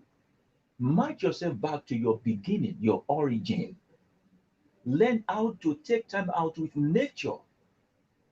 Don't be too loud. Not all music are for you. Not all parties are for you. Sometimes you need to keep quiet and get into the wild. Go on the mountain. Be at the riverside. There is something nature want to talk to you about. The reason why people keep taking you for granted is because you allow them to do it all for you. So a man who thinks you cannot breathe, you cannot live without him is just surely going to take you for a ride. That's the reason why you make your spiritualists rich. You make your pastors rich because you don't want to pay the time. You don't want to pay the price of it, getting rid of the ignorance. The only ignorance there is between you and the universe is the ignorance of learning how to keep quiet. If only we learn how to keep quiet, we realize that no one can ever lie to you. I've had the testimony over and over again when somebody comes for divination, I speak to them about themselves and they say they have nowhere else to hide because even things they are still thinking about, I'm able to say it. How did I do that? Majority, 99% of people I've worked for in my life, I've never met them in person. But there is validation and reality, and then there is possibility when they obey the voice of the universe. How did I get to that place? I want you to be there too. I want to recreate and multiply myself. I want you all to take charge of yourself. So we don't have to make this a wastage of time. We are not creating an idol for you to worship again. We are making you become the idol. If there's anything to worship, worship the goodness in you and the evil in you. Know when to appropriate both and to whom to appropriate it to.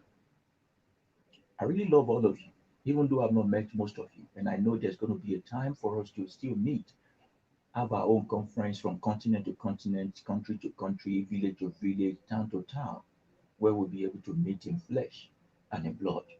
But pending that time, you are an Orisha. You are the God you are looking for. Stop looking into the sky for what is right inside of you.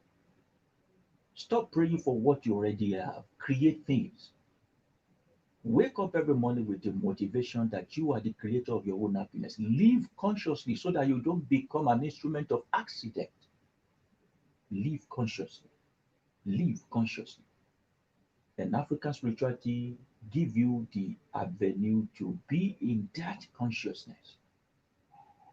If anyone speak to you about something else, is a liar. African spirituality is about you knowing yourself. So I'm using the medium to tell you a good news that we have actually expanded the African Spirituality Masterclass, the number of students who want to take in. You still can go to www.babayoruba.org/sign up for you to create a profile as a student with us, pay the right tuition fee, and join the class come 1st of May. Is it May we are, or is it April? 1st of April.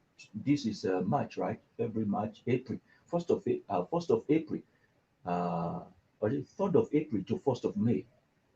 We're going to start the class. You'll be able to learn more about yourself and learn the similarity between all of African nations and African people as a race. I want you to be free and be free indeed. I've been through the nonsense of the region of invaders. I've been taken for granted. I've been destroyed by them. I've been betrayed by them. I wouldn't want you to go through that in African spirituality. So be on your guard and watch out for all these fake people who are bringing in menaces in our midst. Thank you very much for being part of this particular program tonight, and really appreciate you. We hope that will be more than this next time. We are 101 members in Telegram. We are a little bit about 10 in Clubhouse. Please, those who are using iPhone or Clubhouse, try your best to download Telegram and come to Telegram so that we can be together at the same time. Thank you very much for those who are joining us also on YouTube. We are sorry that the audio is low. We will invest more money in the technical aspect of it. Thank you. Z, want to say something? I'm done. Thank you for that, Baba. I just wanted to say a huge thank you and blessings to each and every Orisha on here. Your energies are amazing and you're phenomenal. For everyone who got to share, some things got lost in translation. When we get up and we have an opportunity to speak, we all wax a little bit. It's not bad, but it can be, it can affect other people speaking, but we're working on it. It's a learning curve. And I'll do my very best next time to make sure that I manage the time and keep everyone paying attention to how long they take. And that's all. I just wanted to continue to encourage everyone. And again, we need to be mindful of the words we use. Saying things like it's gonna be difficult. No, it'll be challenging. We'll have challenges, but after every challenge is a reward. This I know for sure. This journey will be rewarding for all of us because we've come home as African children. You all have an amazing evening wherever you are in any part of the world. And I'm sure it's probably different time zones. And yes, so that's all for now. Until you join us again, same time next Sunday at the shrine, my monthly gathering. Baba, if you want to close out, I don't have anything else to say. All right. Ire lójú owó rí o, kójú wa ó máa ríre. Ire lobìnrin ń jẹbọ̀ lábọ̀ ọjà, ká máa jèrè bọ̀ ní gbogbo ohun tá a bá dá wọlé. Àtiwọlé wa, àtijáde wa, ká má fẹsẹ̀ kọ o. Ká má ṣorí gbé, ká má ṣorí burúkú. Ká má fẹsẹ̀ lẹ̀, ká má fẹnu kọ. A ò ní sọ̀rọ̀ sọ́bòtò, a ò ní kó sí páńpẹ́ ayé. Àgbéjò àgbéyọ̀ báyìí ni là ń gbọ́mọ tuntun, kọ́mọ aráyé ó máa gbé wa jó kí wọ́n máa gbé wa yọ̀. Àtòyìnbó àtàláwọ̀ dúdú ní gúúsù, nílà oòrùn, níwọ̀ oòrùn, àtàrẹwá, gbogbo ibikíbi tí wọ́n bá ti ń rí wa, àwa dàgbéjò látòní lọ. Wọ́n ní ojú owó ìpọ́n dáadáa, ojú owó ò ní pọ́n tìbí tajà tọmọ wa o. Wọ́n wà ní bọ́ bàtà ọ̀fọ̀ sẹ́nu ọ̀nà ìkankan nù wa o, wọn ò ní torí tiwa gbá kó sí idẹ o. Wọn ò ní gbé kòtò ọ̀fọ̀ ní kíákíá báyìí nítorí tiwa, a ò ní dẹni àgbégbìn o. Ayé wa dára, á lóyin, á ní gbọ̀ngbọ́nú. Ilẹ̀kùn ayọ̀ tọ́ta lóhùn tì ní gbogbo ibi tá a bá kọjú sí ni kí wọ́n ti máa bá wa ṣe o. A ò ní ṣorí burúkú. May we not be unfortunate in life. May our life be an epitome of blessing. Blessing at home, blessing abroad, blessing in the forest, blessing in the city, blessing in this continent and in diaspora. Blessing, blessing, blessing everywhere. When you are awake, may you receive blessing unexpected. When you are asleep, may the energy of blessing reside with you. In your consciousness and subconsciousness, may goodness find you. When you go to the north, may those who will help you be readily available for you. When you come to the south, may those who will take care of you be readily available for you. When you go to the west, may those who will fight for you be readily available. And in the east also, may those who will have your back always be at your disposal. When you now call one person, May 1,000 people answer to you.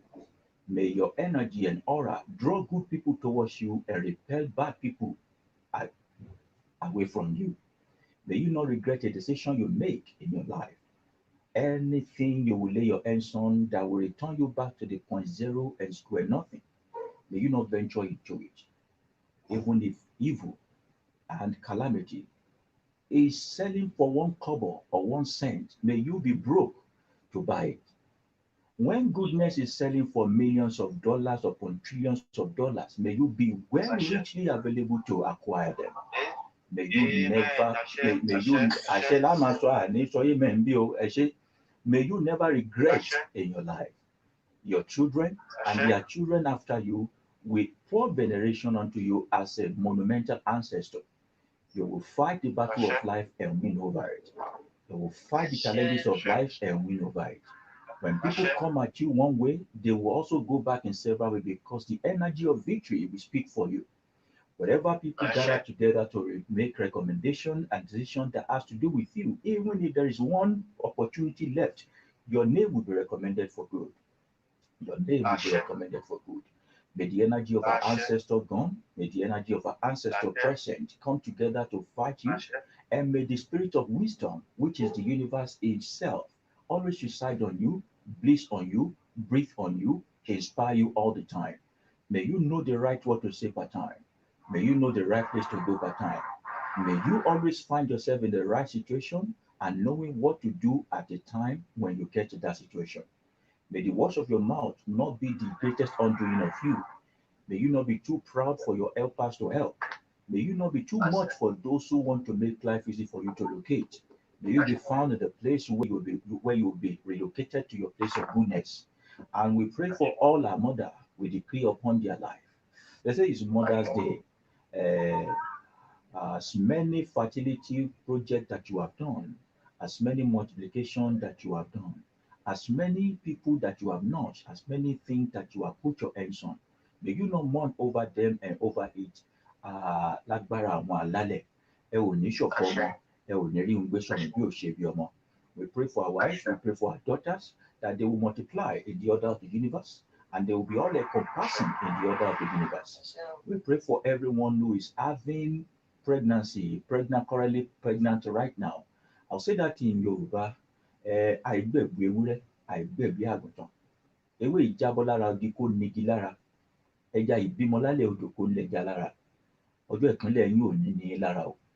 Bẹ́ẹ̀ bá ti ń forúkún ọ̀tún kúnlẹ̀, ẹ mọ̀ fi tòsì dé. A mọ̀ gbóhùn ìyá, a mọ̀ gbóhùn ọmọ. The translation is this: nobody takes delivery of a goat. Nobody takes delivery of a sheep. Nobody takes delivery of a fish in the deep. Even when a leaf is getting off the tree, nobody notices it at all. When you go into the labor room, with your hand will you bring your baby out? And when we hear the baby's voice, hear the mother's voice, the father's voice will not be absent. We pray for all the single mothers among us, all the single fathers among us, a kind of person who will come together with you to raise a child that is of the order of the sun, shining bright in everywhere they go. May you meet such a person lórúkọ àwọn àlálẹ̀. Á dára fún wa o, a ò ní ṣorí gbé o. Èrè ní tiwa lọ́jọ́ gbogbo o. Tó yóò sì rí nù. Ó dìgbà kan náà o. Ó dàbọ̀. Ó dàbọ̀. Have a lovely evening, everyone. Thank you, Baba, for those wonderful prayers. Thank you. Thank you, everyone, for